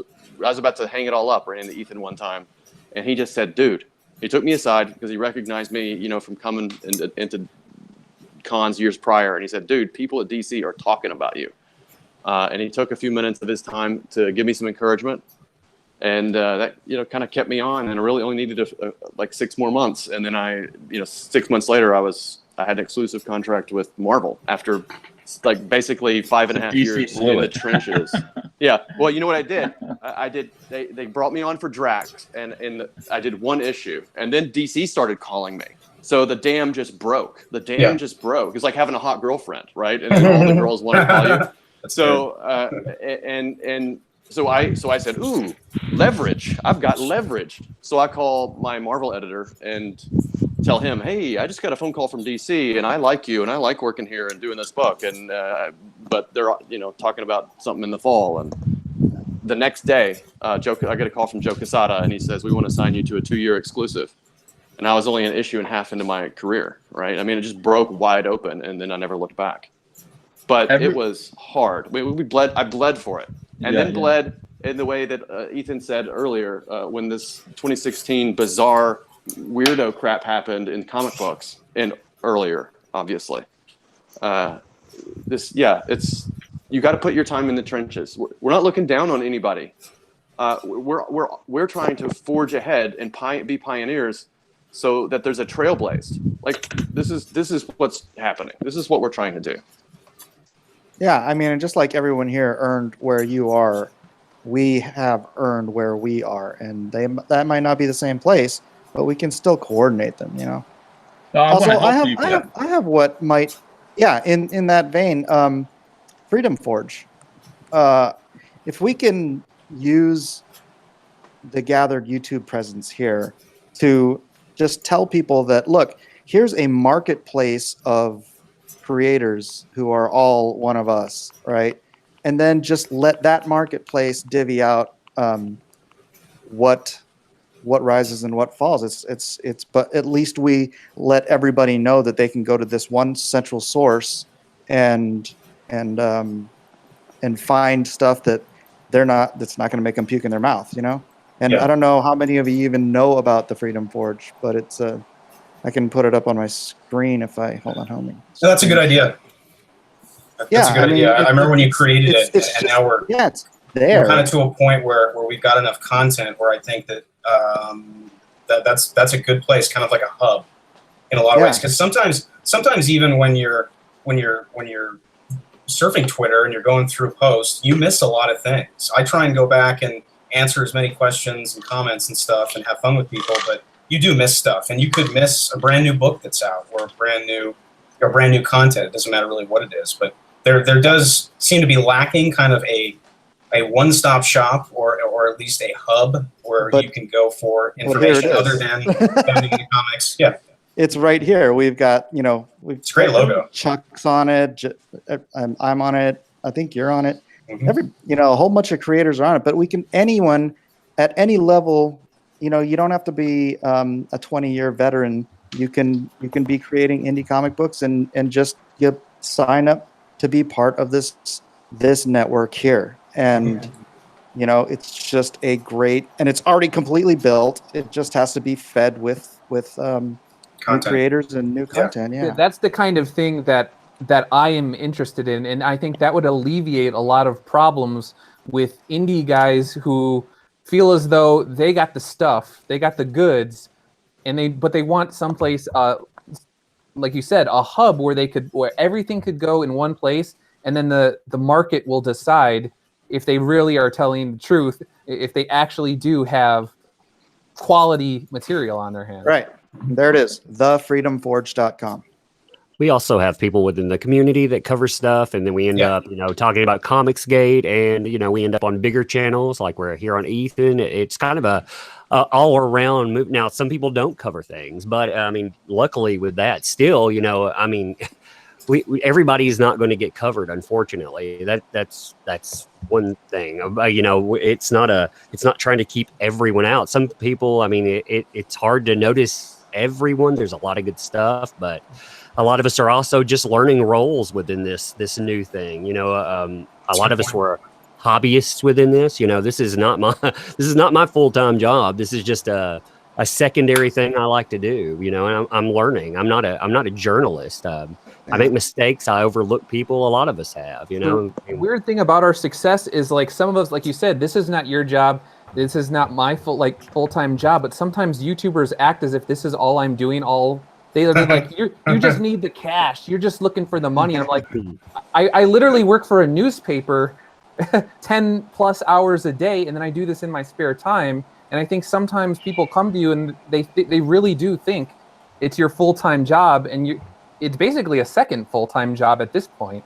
So it's again another sign of the success of the movement that I think it has a lot of momentum behind it.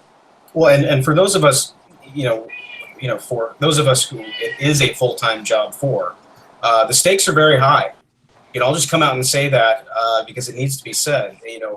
When you work on a book like Clinton Cash and then you decide to work on Jawbreakers, I've pretty much come to the conclusion that I'm never going to work for Marvel and DC ever again. Oh yeah. And frankly, it's kind of like Clinton Cash would have been the first nail in the coffin, and now it's basically Jawbreakers is the last nail in the coffin. However, I think what we have here, I think we got as Buck Owens said, we got a tiger by the tail here, and we can't let it go. This is something that's sounds like somebody has a tiger by the tail in their lap. Yeah, that too. Oh, is that me?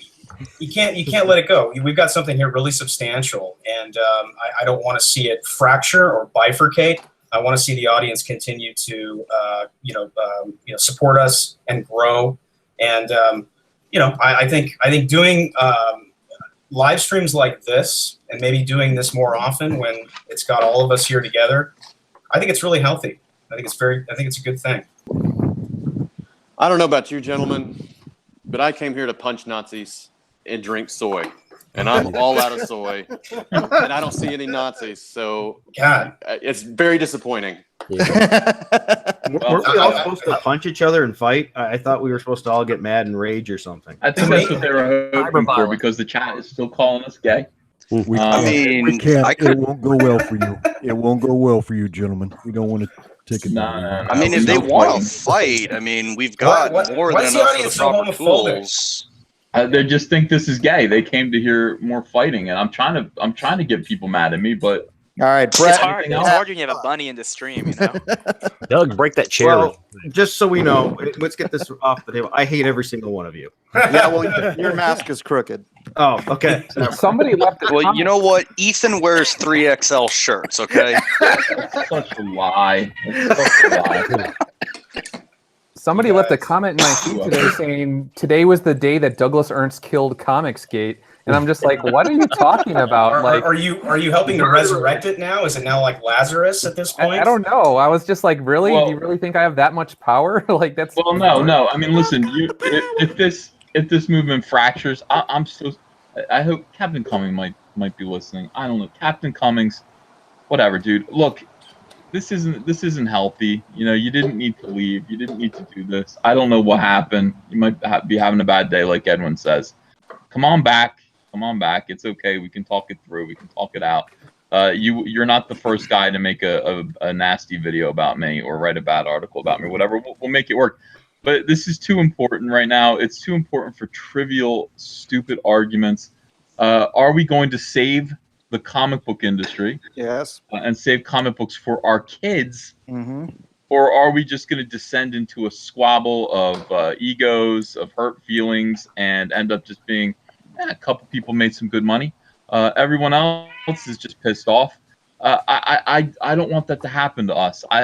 People are warning me about what happened to Gamergate, and that can't be the fate of Comicsgate or Comics Die. Well, I'll tell you this right now. I'll tell you who wants us to fail, and that's the SJW and the left and the regressive left. And I say the left sometimes flippantly, and I know that there are people who are center left in the Jawbreakers army and in Comicsgate communities, so that's why I've gone to saying the fringe or regressive left, so as not to include them in that. But the number one thing that the SJW crowd and the left would like to see is this thing to crash and burn, because right now, their view of it is that it's a one-off. It's a flash in the pan. What Richard and Ethan have done and what some of these smaller books have done is just for right now, but it has no staying power in the market, and it'll be here and gone tomorrow. And it's our responsibility to not allow that to happen, to keep this thing getting bigger and bigger and building momentum, and continue to put out more Cyberfrog, more Jawbreakers.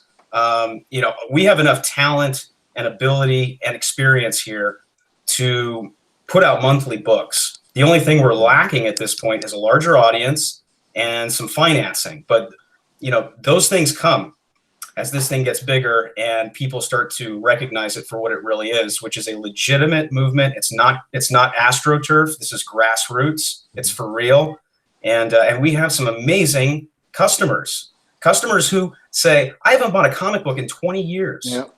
and now I'm interested again, or I've never been interested in comics. I got a lot of people on the left who actually bought Clinton Cash, Bernie supporters. So you never know where you never know where my letterer on Clinton Cash was a Bernie supporter. He hated Hillary. He hated Jill Stein. He loved getting the paychecks that I sent him. But so he is a capitalist. Maybe he doesn't know it. But we need to foster this thing and continue to make it bigger and bigger. Okay, I want to inject something real quick because I want Edwin to restate something. Just one second. Edwin, earlier when the group was trying to define what SJW was, you had something I think really important to say, and it was very clear definition of what that was. Because when we say left, and when you say right, these are terms I feel are kind of become exclusionary because some people are like, well, I identify a certain way, or my friends are left or right or whatever. But there's a particular set of actions that are used, right, that are what we're categorizing here. And Edwin, I want you to restate that for the audience and for the group. There's two simple components. On one side is shame, and you can decide whatever that shame mechanism is, but it's shame. And then the other component is coercion. Somebody's trying to modify your behavior or direct you in a particular way or make you do something in particular. Shame and coercion, you see these two things, you have an SJW. Yes, very good. Yeah, social justice warriors chase after a skewered nightmare of equality that results in them holding the power, okay? And fun being against the law. That's what SJWs are, and never forget it. Now, may I first of all, you said Bernie supporters could read. You lost me there. Hey man, this guy's an honest to God letterer, so I can guarantee you that he reads. Okay. Wow. Okay. The Communist Manifesto. He's also very good. So. Fair enough. I was just once again another cheat. But it wasn't just that. It was also fans. I had tons of people DMing me on Facebook and on Twitter saying, I was up in the air. I don't like Hillary, but I was up in the air. I read Clinton Cash, and I decided there's no way on God's green earth that I can vote for this woman. So I'm either going to abstain, vote for Jill Stein, or I'm going to vote for Trump because he's the guy that pisses off all the right people. So, it was an interesting experience where, you went into it thinking one thing and you're going to get basically preaching to the choir and you're going to get basically a center-right audience where that was not the case. And I'll tell you why. It's the medium that we used. The graphic novel medium on Clinton Cash was able to reach a younger audience because it's a medium of which they consume on a normal basis. And this is the biggest problem the right has. They're too busy writing books, doing white papers, making political ads. They need to utilize what Marshall McLuhan used to say, which is the medium is the message. You need to, if you want to go into Indian country, you need a man that speaks Indian. So communicating to millennials and younger generations, movies, TV, film, comics, graphic novels, entertainment. That is the future. That is how we change the culture. And that's how we pull the culture back to the center. Because if we can pull the culture back to the center, we can actually have a conversation. And that would be a wonderful thing. Now, the other more serious part of the question I have, if you guys don't mind, I hope if I'm monopolying, just tell me to shut up. Shut up. You asked for it. Yeah, I did. More power to you. But you guys mentioned growing the industry, and I fear that I don't know if the market can sustain the large amount of Indiegogo campaigns and things. Is there other plans, hopefully maybe in the way to change the business model? That way maybe bi-monthly or several issues a month from a group or something, because it is hard on the wallets of people. Ethan. I agree with that. Right now, it's a temporary solution. I personally, because I couldn't even see this happening a year ago, I actually don't know what the landscape is going to look like a year from now. I think something that, obviously what Mike brought up with the Freedom Forge, I think something like that is a good glimpse as to what can potentially happen in maybe a year or two, because eventually what's going to happen is that people are going to see the writing on the wall. They're going to want to have these campaigns, and what makes them kind of expensive is we're not only trying to make individual books, but we're also trying to have some seed money to put towards future endeavors. And luckily, the customers have shown, yes, we know that and we like it. We don't care if we have to pay $15 to $25 for a single copy. We like what you guys are doing. We understand that this is going to be it moving forward, but it is a temporary solution. So again, I know that Freedom Forge was in development about a few months ago. When I last saw it, it didn't look completed by then. Obviously, Mike has shown us like, wow, it's completed, it's up and running. I think it's going to be worth. Yeah, thanks to James Hunnell. It's going to be definitely taking a look at, because that's one thing. I think another thing that everyone was confused about 2 weeks ago was the whole controversy about we have to have like a calendar that has all these projects on it. Yeah. And what people didn't like about that was, well, I shouldn't have to shift lanes and I shouldn't have to make arrangements for other people. And I understood that. I believe that the pie is not finite. I think the pie is infinite. My wife and I, I was having this dilemma before, and someone was said, a longtime fan, I think of a lot of us, a customer said, don't worry about it. I pay $75 a week on comics. I would rather pay $75 on 4 of you guys than I would on comics that I would get in my local store. But if there was a hub, some almost version of like Facebook or Twitter or some social media or media presence where all of these books can be kind of arranged, centered, and presented to customers in an organized fashion, that's an open platform, that is, I think, where things are going to proceed. So for the time being, I just think that James can do that on Freedom Forge. Right. Oh yeah, that'd be great. And I just think I guess we also probably need Freedom Forge on Twitter. I think that's the next. It is on Twitter. Oh, okay, awesome. There you go. I will follow. I will follow. That's awesome. Great. Why don't we James also maybe talk to Bounding Into Comics and get them to kind of have like a section, and even because I think they have a calendar function on their site where they can put up like what Indiegogos are coming out, because the vast majority of us read Bounding Into Comics versus Bleeding Cool and CBR and all that. That'd be a resource that definitely needs to be tapped. We need to have like the Freedom Forge have a page, like a media page, where it has access to all of your different sites. That's a great idea. Everything, just a full-on media. If you want to just watch 24 hours a day worth of conservative comics. Or follow certain people on Twitter. You can have their Twitter handles. You can have their YouTube channels. You can have it's kind of like Drudge. You can be sort of an aggregator for all of this different stuff, and you can pick and choose. It's a great idea. The reason why this is so good is I did a video a couple weeks ago where I basically said, I addressed the gatekeeping thing, and I said, I don't want to be a gatekeeper. I have people every single week coming to me saying, can you cover this on your channel? Can you cover this on your channel? And when I say, like, listen, you're asking me for something that my channel, it was never intended to provide that function. So because we're growing so much, the demand for all of these different things exceeds the supply. And something like Freedom Forge actually would supply, like I said, that would alleviate so much pressure that's building on the individual YouTubers to provide a service that they weren't ever supposed to provide. Yeah.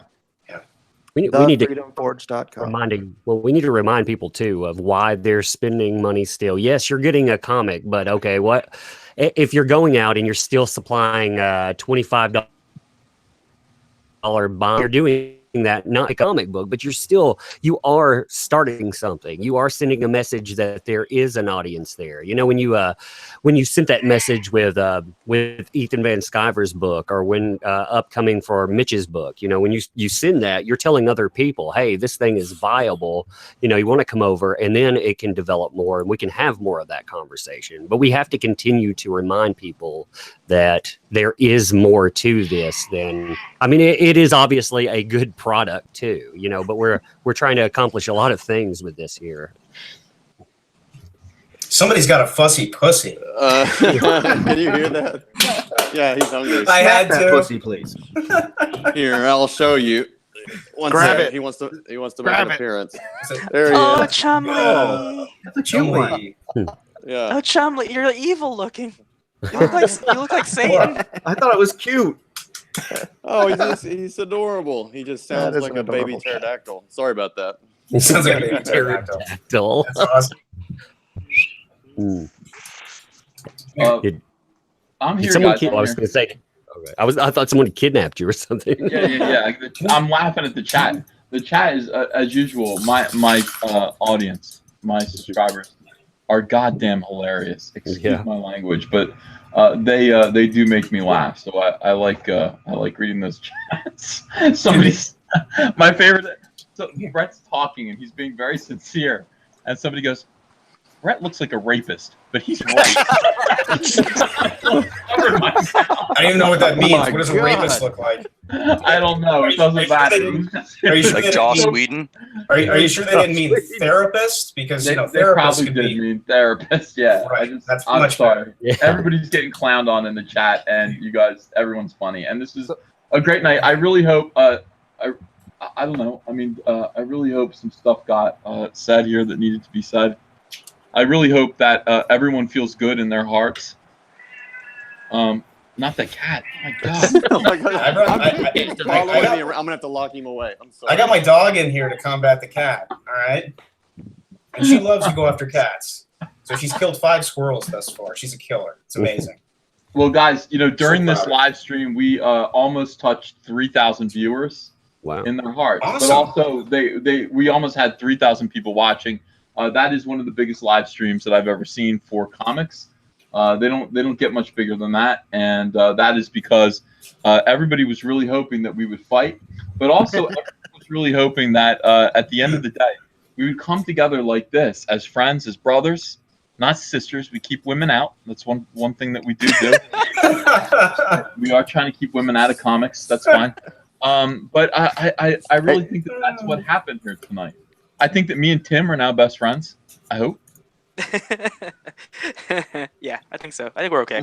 Okay. All right. Well, I'm just making sure. Tim, I'll work on it. Tim. Have you I know I have can you be- have you ever had a chance to talk to Mark Pellegrini? I know he's not here right now, but Why, yes. If you ever have a chance to talk to him, if you're friends with Mark, then you're friends with me, because Mark and I are like joined at the hip. He's basically like my blood brother. So obviously friends of his. We share mutual friends. So absolutely. Well, Ethan, I think we should do this again. I mean, if we had such amazing numbers and we're having a good time, we should do it again. It'd be fun. Oh yeah, we should. Well, listen, this is the thing. This is what this is supposed to be. You guys have to understand. This wasn't meant to be. I didn't build this chat so that we could have a come to Jesus moment where we all discuss grievances against Ethan Van Sciver.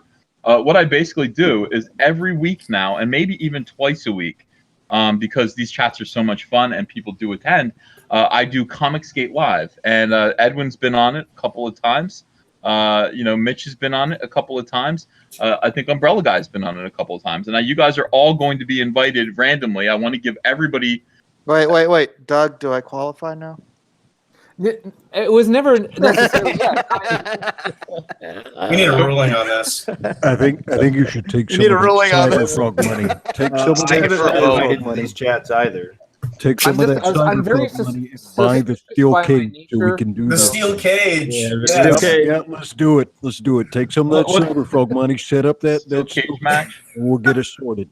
I am lucky. I don't know. I'm lucky. I have 66,000 subscribers. I have, I think, the second highest in Comicsgate. Zach, Zach. He's not going to do one of these, is he? He's not going to do one of these.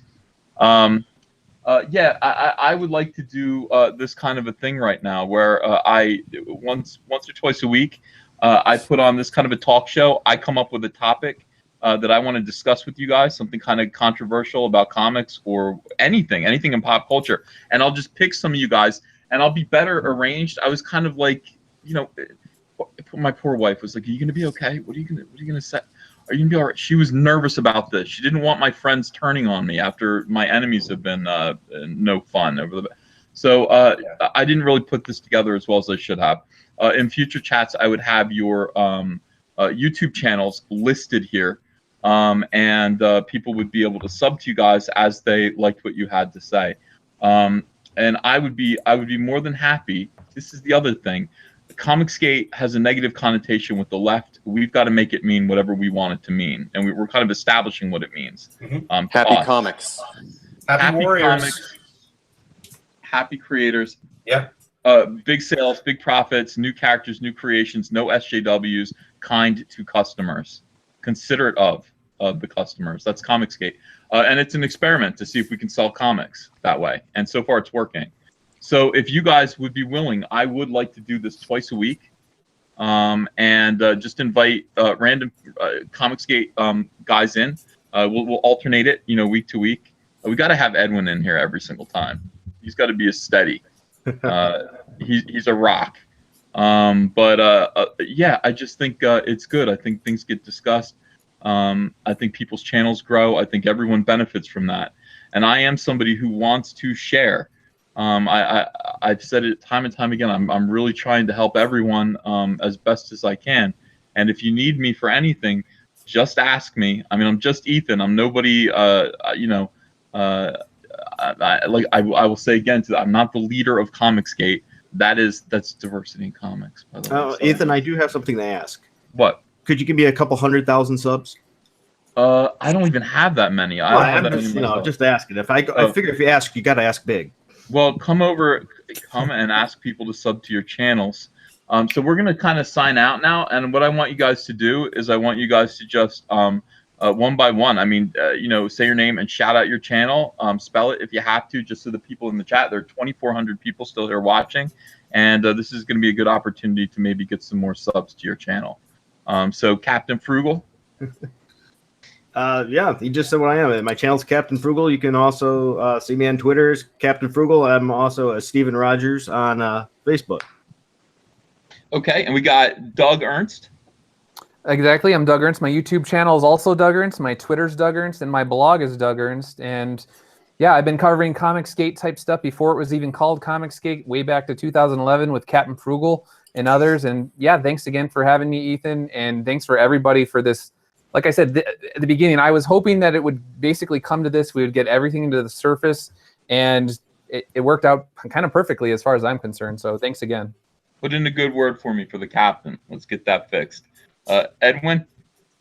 Yeah, so the best place to find me is either on That Umbrella Guy's channel or with Captain Frugal, occasionally on Twitter, and then on here. And then we've got Mike. Oh, I'm sorry, what? Brett. Brett, I'm sorry. Yeah, totally blank on Brett. You can go, Mike. I'm so sorry. Oh my God, I'm on Brett R. Smith. Sorry, Brett. That's cool. I'm on Twitter at Brett R. Smith 76, and I've also started a YouTube channel called Full Spectrum Culture. And I have one video up. I'm working on the new one, which I'll have up in the next couple days, and hope to do more. Planning on doing more, and appreciate being here. It's been a lot of fun, and looking forward to doing it again. Excellent. Then we got Mike S. Miller. Yeah, on Twitter I'm at Abacus Mike, ABACUS Mike. On YouTube and on Xbox I am Underdog Mike, Underdog like the superhero. And you could just go to MikeSMillerArt.com. It'll take you to my Facebook fan page. I update stuff there often, and you can go to my shop and buy art prints. Yay! Nice. Everyone likes Brett. Everyone's saying nice things about Brett.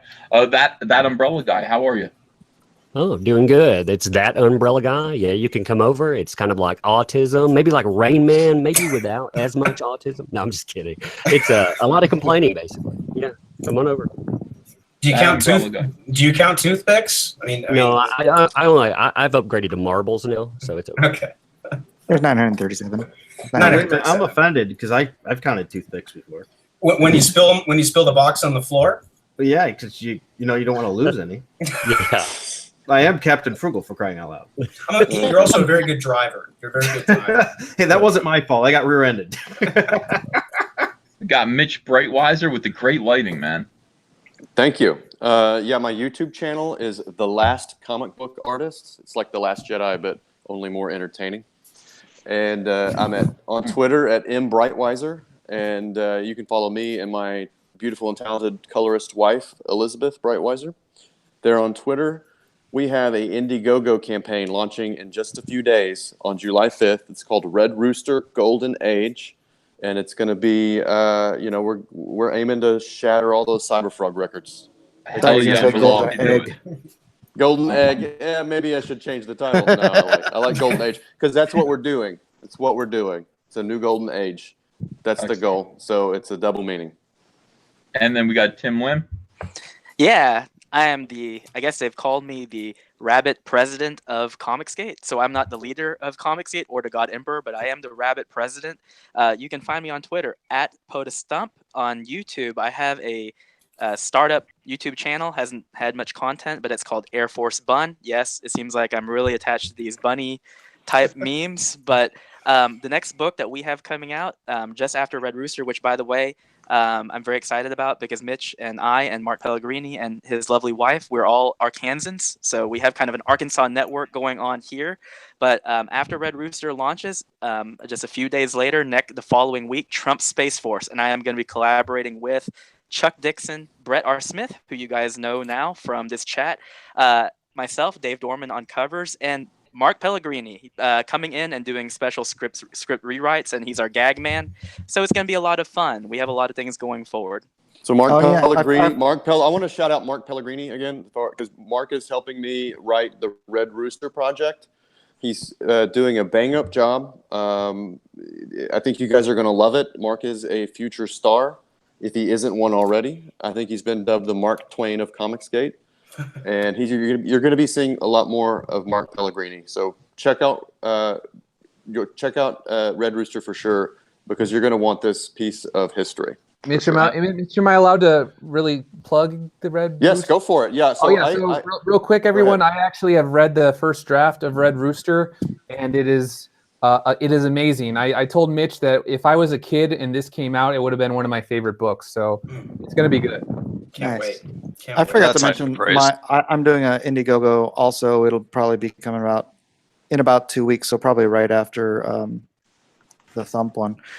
The Thump one. Trump Space Force. Oh, it's sorry. I thought the next book was going to be Space Force. Space Force. Those aren't raisin. That's okay. Hey, what's the name of your Kickstarter or your Indiegogo, Mike? Lone Star. Right. Lone Star. Oh, Lone Star. Great. Yeah. Okay, awesome. Okay. And we've got my friend, the great Weaponized Nerd Rage. Hey guys, Weaponized Nerd Rage. As he said, I cover a lot of stuff other than just Comicsgate, Second Amendment, video games, Star Wars, whenever it's really good. I'm working on all that right now. I've got a comic book in the works that I'm kind of keeping a little hush-hush until I get it further along. So been putting out regular updates about a role-playing game I'm working on, so you can check that out on Twitter under the same name, Weaponized Nerd Rage, and that's pretty much only where I am is Twitter and YouTube. Yeah, so subscribe to all these guys. They are terrific. Subscribe to me if you haven't yet, and ring that bell for notifications. We are going to do this not bi-weekly. Is it bi-weekly when it's twice a week? That's every other week, right? Yeah. But twice a week. We're going to do it twice a week. We'll do. Ethan, you did forget somebody. Who did I forget? Diversity Comics. Diversity Comics. Is he still here? No, but he's not here. And Diversity Comics, thank you for coming in here. I did tell Diversity Comics, just come and go as you please. That's how he is. So I'm grateful that he did come in and spend a little time with us. That's rare. He doesn't really do these kinds of things. So appreciate Zach for that. Thank you guys so much. I'm going to read these super chats now. You guys are dismissed if you'd like to, or you can sit here. Some of these might be about you guys. I don't really know. But I do have to read a ton of super chats. I got to power through them. And you guys can comment if you like, or you can say goodnight. All right. So GRP poll, here's to comics. By the way, all of this money is going to go to a veterans charity. So I want to thank you guys. Nice. Wounded vets. So thank you so much for sitting through this. I do appreciate you guys for donating. GRP poll, here's to comics made for entertainment and not to drive political ideologies. That's $5 Canadian. Vile delinquent, $2. I tweeted Medicare about this. Bad idea or good idea? He's probably bored. Hingle McCringleberry, he wants drama. $5. I just want to say I love you all no matter what. Your message is very important, and that's meaningful.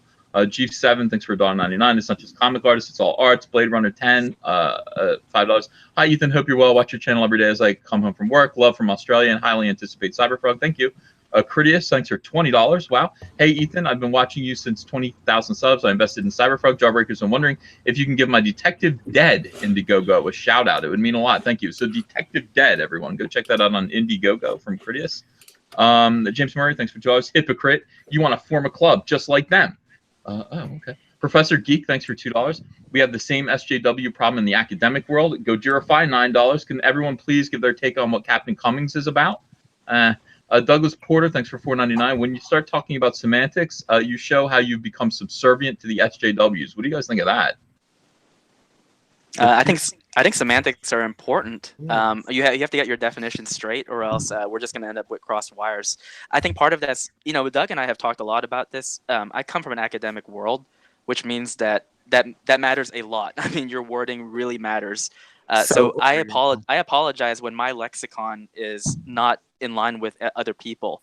I understand that in lay speak, we tend to do that a lot. And so I'm always willing to clarify if I ever say anything that sounds kind of out of whack. And I come from the newspaper business, and when you don't word things properly, you get politicians calling your boss and complaining. So that's one of the reasons why I am kind of a stickler and kind of anal about semantics sometimes. One of the reasons. Semantics are important. I mean, it's the difference between an egg white omelet and an omelet. I like that. Holy cow, I'm going to steal that one. An egg white omelet, you can say it's not an omelet. It doesn't have anything in it. Edwin comes from the streets too, and if you don't get your words, you don't know what'll happen. Yeah, that's a really good point. Because a couple of us probably grew up in those shitty ass neighborhoods, and you know exactly how important it is to make sure you got every goddamn word right.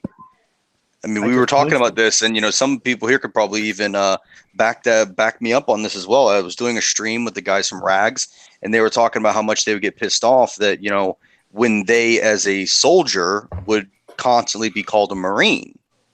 So right there, it's very important that you've got your fucking words in a line. Let's see. Fanfiction I'm an Productions. Oriental, not an Asian. Yeah.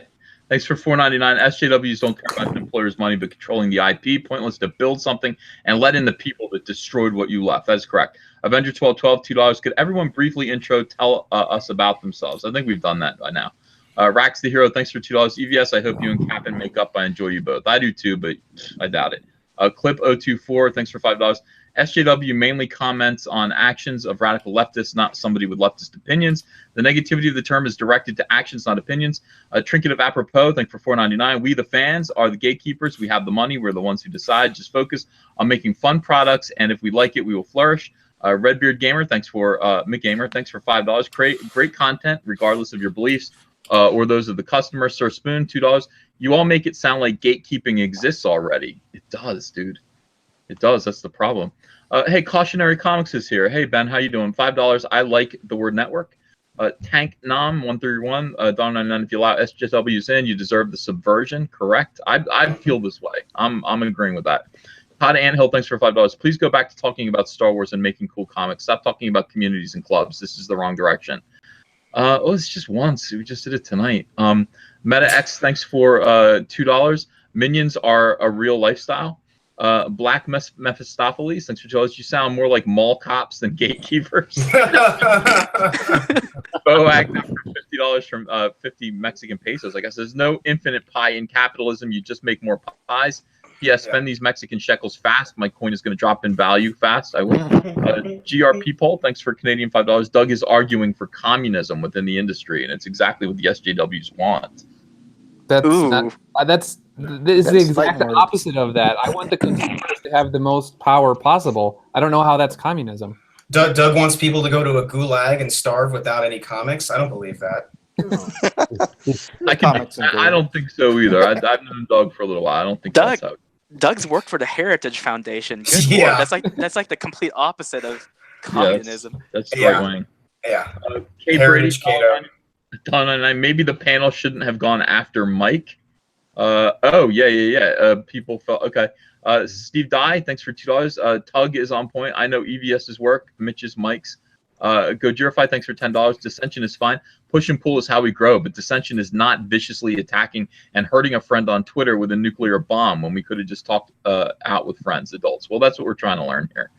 Brett, $5. I think I like Mike. Mike, you went over really well. Yay. I love you all. Somebody called you base. There's a lot of commenting on me saying that I'm Oriental. And Wait, Oriental? I thought those were rugs. What the hell? I don't get it. Oriental. K Brady, thanks for donating. And I'm pretty welcoming to Mike at first. Am I right? Critias, $10. Hey, Ethan, I have a question. Do you think that my Detective Dead Indiegogo will stand a chance of getting funded despite all this craziness in the comic industry? That's 2 plugs that he's gotten for $20. I think it will. Yeah, everybody go look at Detective Dead. Mr. Moon, $1.99. Transparency to customers is the key to success. Hollywood Hulk Hogan, brother. Thank you for $2. Megatron, $20. The super chat is for my fellow vets. Well, that's good. That's where it's going. If you feel helpless or alone, there are people out there who love you and want to help. Call a buddy, call family, message me. I'll talk all night with you. We love you and we need you. That's great. What a great super chat. Guys, Thank you, Megatron. There's some military guys in here, right?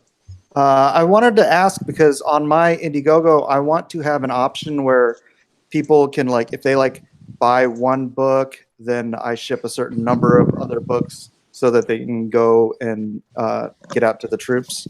Oh, yeah. I can help you out with that. You should do an adopt a soldier thing. Well, that's the thing is I don't want to ship them individually. I just want to hopefully I get thousands that I can ship to just one location to have them go out to USO. That's probably the first place I'd go. Yeah, it's a good idea. Okay, cool. Redbeard McGamer, thanks for $5. No gatekeepers unless there's also a key master. That's Brett. Brett's the key master. I am the key master. I just flashes of Ghostbusters here, Rick Moranis. Don't cross the streams. No, woman. Yeah, don't cross the streams. Only at the urinals. By the way, we're getting a lot of vets in here. Comics and Troops, thanks for $10. Great discussion, he says. Spidley, thanks for $5. $5 for MCLEF. I don't know what that is.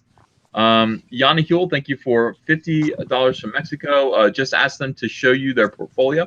If it sucks, don't hire them, and then you have avoided all SJWs. Damn. Oh, MCLEF is Marine Corps Law Enforcement Foundation. Ah, yes. Yeah. Okay, great. This is good. Look at this. March Hare, $4.99 for the veterans. I love this. It's fantastic. Warlock Huntress, $10. This stream makes me feel so much better. Thank you and love you all. Great discussion. K Brady, $1.99. When will we discuss the panel freaking for days? The panel freaking for days. Well, we did, right? We covered what was going on. Redbeard McGamer, thanks for $2. Let the market be the gatekeeper. Boom, mic drop. No, we can't do that. That's not the way it works. Gojirify, thanks for $5. Well, it isn't. I mean, that's the thing.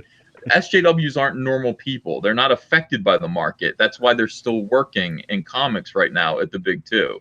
They're ticks. You actually do have to pry them out and just shut them out. Gojirify, thanks for $5. Sorry, Edwin. Cummings attacked viciously, burned the bridge down completely with a nuclear bomb. He's still attacking. Mark Beeman. You always just pray for grace for everybody, right? Because I know someday I'm going to have a bad day, so I hope you give me a break too.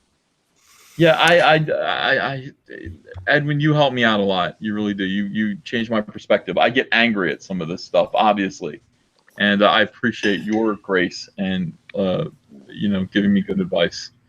Here's just something to add real quick. I mean, Umbrella Guy, me and you have gone at each other's throats once or twice. Oh yeah, really badly. Yeah, and we've always shaken it off. I mean, I think what Doug said earlier. I mean, you punch each other in the face, and then 3 hours later you're having beers together. You're having a beer. I mean, yeah, me and Yellow Flash have gone toe to toe and really went for blood more than a couple of times because somebody was trying to rile us up against each other. Somebody from within, the opposition, and we ended up getting over it. It's just how it is. So I mean, in the future, hopefully everybody will be back on the same page again. But that's the beauty of Comicsgate is we're allowed to disagree. We're allowed to have our differences, and unlike the other people, we can actually see past it.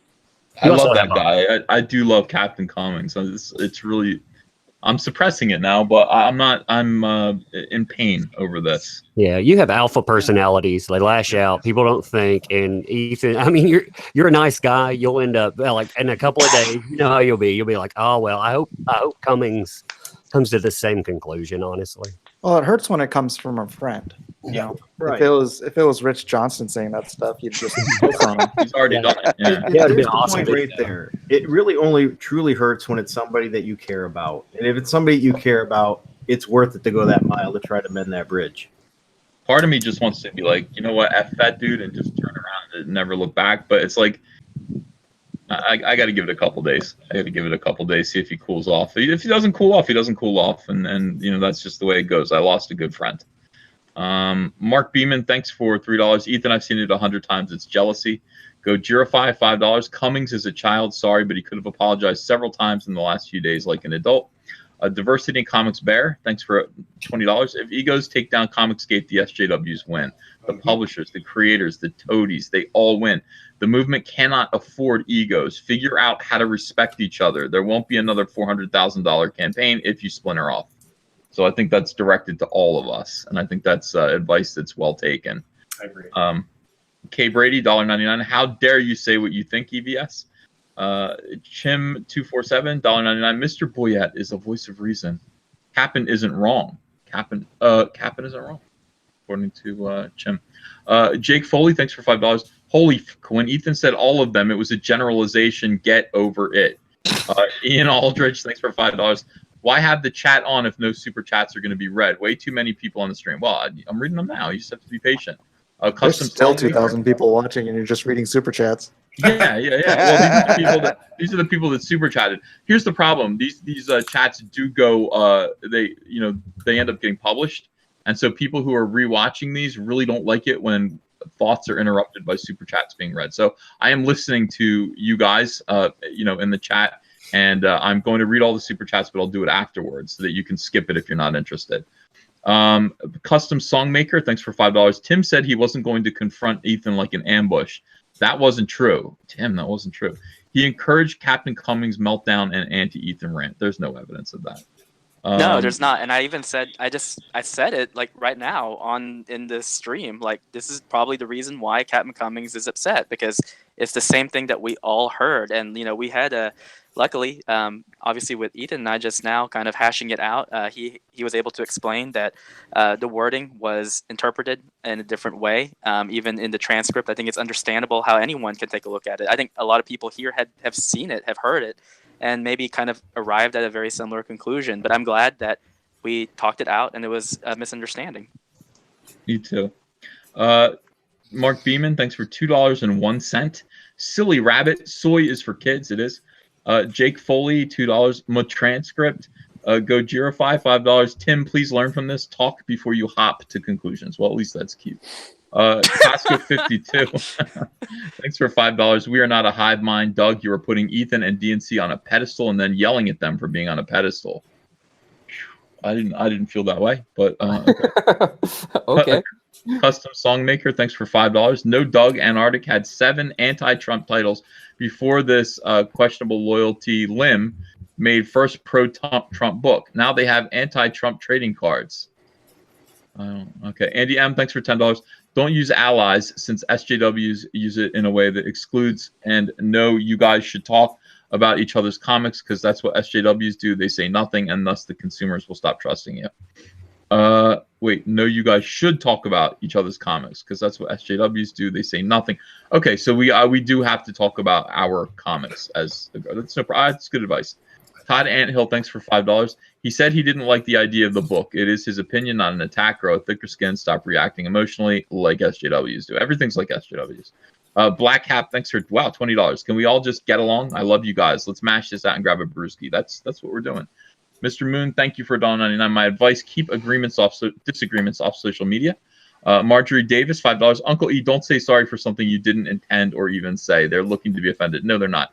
They are actually offended, and I'm sorry that their feelings are hurt. I'm not sorry that I said something that I didn't say. I'm sorry that they were hurt. Redbeard McGamer, thanks for $5. How about we hug it out, bro 5, and talk about why Comicsgate is the best? There's too many feelings. Blarbful 5 pounds. Throwing shade is an alternative term for criticism. Everyone should feel free to criticize or praise anyone's work. No censorship of speech or opinions. Well, feelings though, Blarbful. Douglas Porter, thanks for $1.99. There's a video say diversity in comics is Captain Cummings. They're the same guy. That's not the case, but it's a good theory. Hulk Hogan, $2. Let's get Moist up in here, brother. No, thank you. There are a lot of gay and soy comments in the. Yeah, this is the part where the gay stuff starts coming in. Oh, big time! It always does throughout the whole stream. Those are the fans. We love them. We love them. They're allowed to call us gay if they want to. Thanks for $2. Feel the love. That comic gal, $2. I say bring in the ginger. Hashtag ad rags. Okay. Finn Saxon, thanks for a $5 donation. Go Girify. Doug Ethan is successful. It has nothing to do with you. He is doing his thing. He's not trying to keep you down. You can be successful too. Doug is successful. He's worried about other people. Cesar Cesario JPN, $5. We should get a marijuana strain named for Cyberfrog in honor of 420K in crowdfunding. I agree. Marjorie Davis, thanks for $5. Build yourself up. Don't blame the big guys for holding you down. Work hard and quit bitching. You get what you earn. Dynamite LII, $2. Why is Cecil wearing a Captain America mask? Ooh! Come on. Come on. Well, that's it, you know. That's it. I understand the mistake until you actually hear, you know, the voice. That was a good one. Jesse N, $5. I'm anti-soy today. Today was the first time I benched over 200 pounds in over 20 years. I had a good workout day. Good for you. Hollywood Hulk Hogan, $2. Battle Royale. My money on Mitch, brother. Mitch, so you're going to beat all our asses in a Battle Royale, apparently. Just so you know, on Indiegogo. On Indiegogo, that's it. Yeah. That's right. The Outpatient, Canadian $5. We're just calling you gay. Gay is just a word. If you attach a negative connotation to it, well, that makes you the homophobe. Well, he told us. My God. We're all happy. We're gay. We get to be called gay and homophobes. That's well. I think for most of us growing up, when you said something was gay, it just meant it was lame or it wasn't cool. Yeah. And that was kind of the thing that we used to say. So it didn't have a homosexual connotation back when we were growing up. You know, and now the funny thing about that is that you can't say gay anymore. Gay doesn't mean homosexual, but we've replaced it with soy, and then they go, "You mean that as gay?" I'm like, "What?" Right? They go back around to right. That's perfect. Kyle Daggio, thanks for $15. You guys have really helped me through the past year or so. I was being bullied by the SJWs in my frat for being conservative. Zach, you've been a godsend. Uncle E, you've been a hero and an inspiration. Well, man, fight through it. It's going to be okay. March Hare, thanks for $4.99 for the veterans. Thank you. It gets better. It gets better. Yeah. It does. That's the same thing Bill Cosby said. It gets better. Fro Megman, thanks for $2. I'm center left, and I hope you guys succeed. Thank you. Insect Facet, $10. I would totally subscribe to a Comicsgate monthly book if it had the depths of, say, GL, Cyberfrog, Jawbreakers are all awesome, but I don't know if they have enough depth for a series. Trinket of Apropos, I don't know, $4.99. It won't crash and burn. The fans drive it, not you guys. We won't pay for crap content. Make good content, and you're set. All others will wither and die. Oh, good. I like that. Wither and die, all of you over there. SJWs. Keystrix, thanks for $5. Start advertising more. Seriously, pay up for big advertising help. That's what most fresh starters fail at. That's not a bad idea. W4WXP, $5. This must succeed to send a clear message. Also, don't forget comics' spiritual cousins, the U.S. visual novel scene with stuff like Arcane City, etc. Bobo Vasquez, $2. Ethan, you are the Jon Stewart of the right. A man in lunacy. Thank you, though. I know that was meant as a compliment. Oh, I lost it. I lost it. God damn. Damn, there's $100 one. Is there really? Yeah. All right. This is great, guys. Thank you for the donations. This is all going to. I'm going to count on you. I need Doug, you to find me a really good charity. Okay, one that's not a ripoff. Wounded Warrior Project. Is Wounded Warrior good, or are they SJWs? No, that's a good one.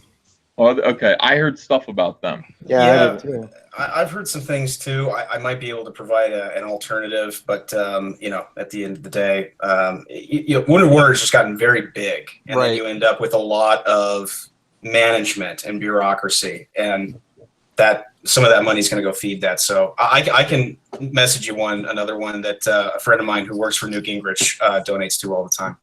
Would appreciate that. Yeah, let's just find a place to send this money. You bet. A Man in Lunacy, $5. Marketing. You've all just invented marketing.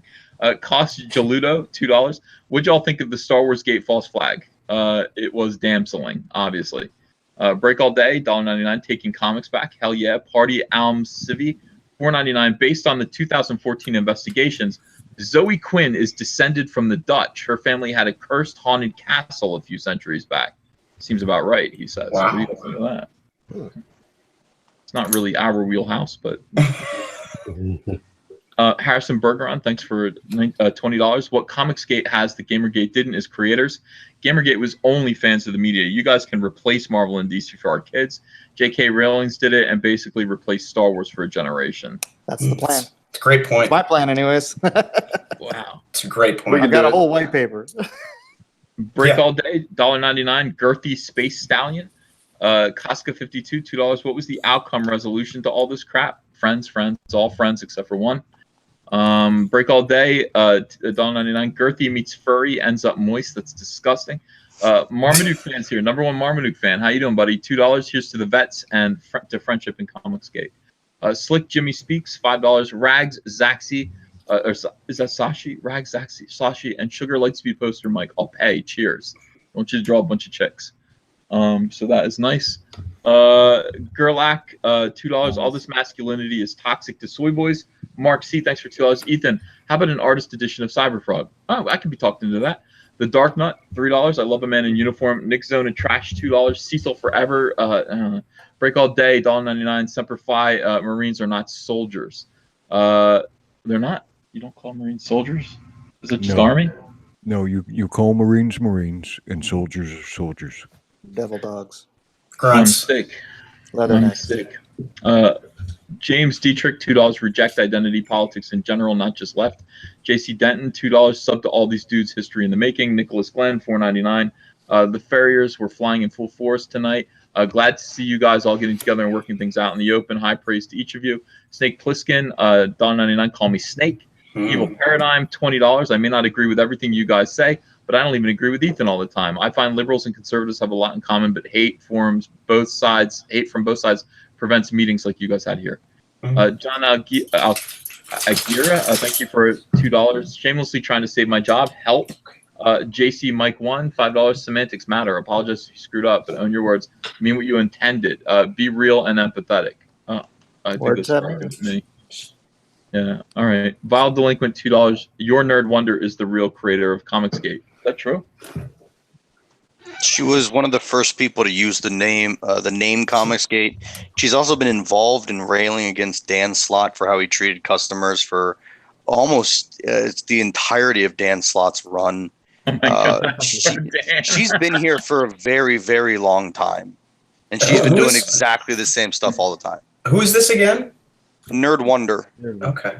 Yeah, I know her. She started off. She was on a lot of the Tumblr forums on Tumblr, DeviantArt, things like that, back before they became infested. Wow. And she was also big during the main event incident that happened with Dan Slott, where I think it was some charity runner got pissed off at Dan Slott, wouldn't wear a Spider-Man shirt to promote the book. Dan Slott threw a temper tantrum. I think that's the whole story, pretty much. It was the main event. So Dan Slott was in a running race? Well, no.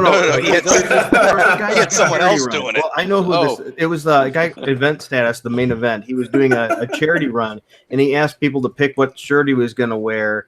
And Dan Slott got mad because he was willing to wear Superior Spider-Man shirt or something that he didn't like, but he was doing it for charity. Right. The thing was, the main event had criticized Superior Spider-Man like 2 years earlier, and Dan had followed his feed for basically 2 years. And when he did the charity run and had the vote on the different shirts, Dan started like basically making fun of him, saying like, "Oh, the guy who didn't like Superior Spider-Man is now going to wear the Superior Spider-Man jersey." But Dan left out the fact that the guy was putting it up for a vote, and it was for a charity run. And the main event went nuts and blew up on him on YouTube. And it's actually one of the greatest roasts I've ever seen. Break all day, $1.99. No Cecil equals no PTSD for vets, so that's good. Jake Foley, $5. I apologize if my previous super chats were a bit divisive. I'm really glad you guys worked things out in the end. Spidey, $5. $5 more because for Team Rubicon. GRP poll, $5. If you and Scott Mendelson can chat nicely, Cummings is fine. Jeff Myers, $5. I need a C.S. Lewis quote from my boy Douglas. Oh, C.S. Well, we try to forgive the unforgivable in others because we ask God to forgive the unforgivable in us. I think that's basically it. That's beautiful. Very good. Yeah. Yeah. Okay, where was it? Oh yeah. England DG, $2. Look at all these racists. Critius, $5. EVS, Operation Paperback sends books in mass quantity to soldiers overseas. Avengers 1212 201, you beautiful bastards. I'm gonna read all your books. England DG, thanks for $10. Makes notes for the Huffington Post. You males, look at all these males. You people can't dislike stories for being stupid. No one is a woman. You're all just angry males. You're probably rapists. Therapists. Yeah. Tim and I pronounce it lacist. Lacist. There you go. Professor Geek, $2. Hugs all around. You all rock. Black Mephistopheles, $5. Mike, any chance of putting Comicsgate keepers in your shop? Sure. And you're going to put it on that other store, but I'm going to do metal prints with it. They're probably going to be about $75 or $100, but they're going to look so dope. Nice. People love those metal prints, man. Yeah. Let's see. Nicholas Glenn, $4.99. As a Christian, we are commanded to forgive as Christ has forgiven us. We have way more to be forgiven for the wrongs we do to each other. Jorge Versetti, $2. Cecil needs to bring some tea into this chat. Oh, stop, man. W4WXP, $2. I came here expecting strippers. Where are they? IXI, thank you for $2. And the Cyberpunk pack, will there be any fudge? Now, just guys, I thought Ethan was going to strip, right? You were the stripper? No, these guys have things that they always say to annoy me, and fudge is one of them. He was going to change into a 2X. Yeah, I'm wearing a 1X now. What XL? You getting svelte? I'm trying. Stay off those carbs, Ethan. Stay off those carbs. You're looking real jacked today. Thank you so much. Keith Strix, thanks for $10. You look a little cartoony to me. Oh, I do. Look at my happy But smile. musical. Yeah. A little gay. True friends weren't afraid to roast each other face to face and shake hands in the end. Criticism shouldn't be taken from all angles. Should be taken from all angles, including those close to you. England DG, $100. How dare you all make interesting stories people might want to read? How dare you all create characters that are interesting? How dare you use your artistic creativity to express yourselves? You need to comply. We are Borg. You must comply. You be Nazi. England, I read all that for $100. We put that right on the chin. Thank you for $100 for vets. Mike beat up Doug. $10. People need to be more charitable in interpreting what other people say, especially when most of what EVS says is off the cuff. It's not like he carefully scripts what he says, and that's my problem. Andy M, thank you for $10. You guys should do a stream where you pick one of your guys and talk about it in a good way. Get the word out. Help Tim not be so scared about critiques. Tim's not scared of critiques. Kos Juludo, thanks for $2. What do you think about the Star Wars Gate false flag? Yes, man, the toys. Yeah, it was damseling. It was stupid. Jesus, thanks for $2. St. Jude is a good nonprofit. Windfall at $2. Did I lose it? Y'all be gay. By the way, Dick's out for Chuck Dixon. Dick's out for Dixon. Dan donates $100 for the vets. Thank you, Dan. GRP poll, Canadian $2. Well, Zoe Quinn works for DC Comics now. I know. Kyle Gaggio, thanks for $5. I would recommend the Warrior 2 Citizen project. Warrior 2 Citizen. I did work with one of the members for an internship. Gamma Catch, $5. All leftists must be removed from culture via helicopter. You cannot compromise with someone who wants to kill you. I added the helicopter part. Just Darbus, thanks for $4.99. for the vets. Keep up the good work, all of you. Thank you, Uncle Ehe. I'm gonna kill my dad for letting you guys know that. Spidley, $5, another $10 for MCLEF. Inyo Keba, thank you for $5 for the veterans. David Dowler, $2. Quarterly Comicsgate Anthology Comics by everyone. Slightly Peeved Canadian, $2 for the vets.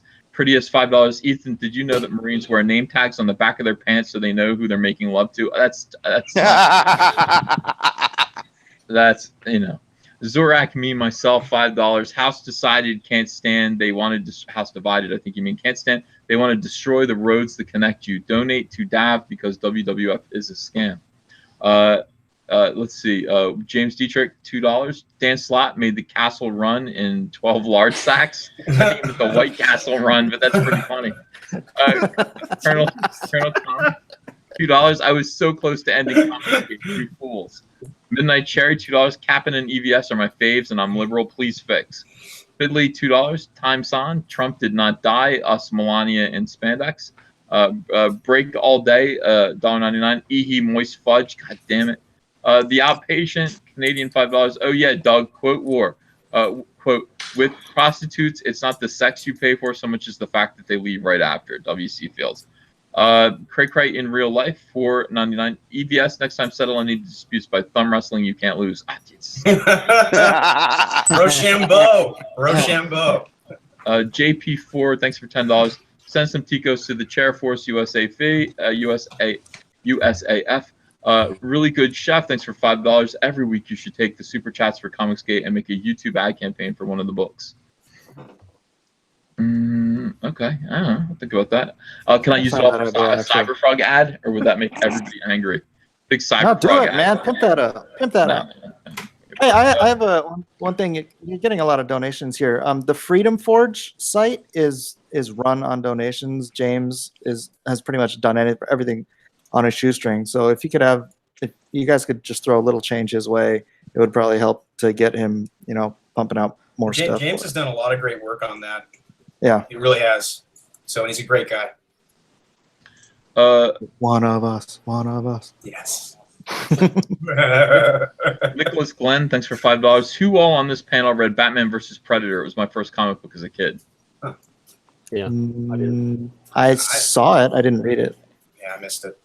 I did. I love all the Batman Predators. Actually, the first one, all the Alien crossovers too. It's good stuff. JP4, $2. You missed my super chat. There's no way I missed it, JP.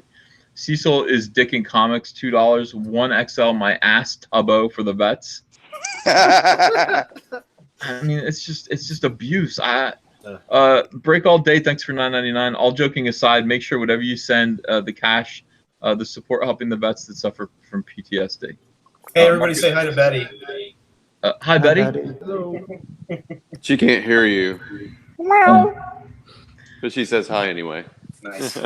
Marcus Geiger, $2. Edwin is greater than Fabio. That's really saying something, Edwin. They love Fabio in my YouTube. Bill Cipher, $2. High Council sound off. Cats or dogs? Cats. Dogs. Rabbits. Frogs. Roosters. Wait, is it which one we prefer to kill, or another for MCLEF? Well, guys, I want to thank you all for joining me here tonight. I appreciate you. Another insult about how fat I am, the Outpatient, EVS, and 3XL wet wing for the vets. Thank you so much. I appreciate you guys for toughing it out and being here and putting on a little show. We'll do this again. Stand together. Probably like Friday. I don't know, maybe Friday or Thursday, something like that. What do you guys think? Sure. Sounds good to me. One of those. Yep. Okay. Doug, you pissed off? Your arms are crossed the whole time. No, I'm always kind of. No, I'm good. I'm good to go. Okay. That's all I want to know.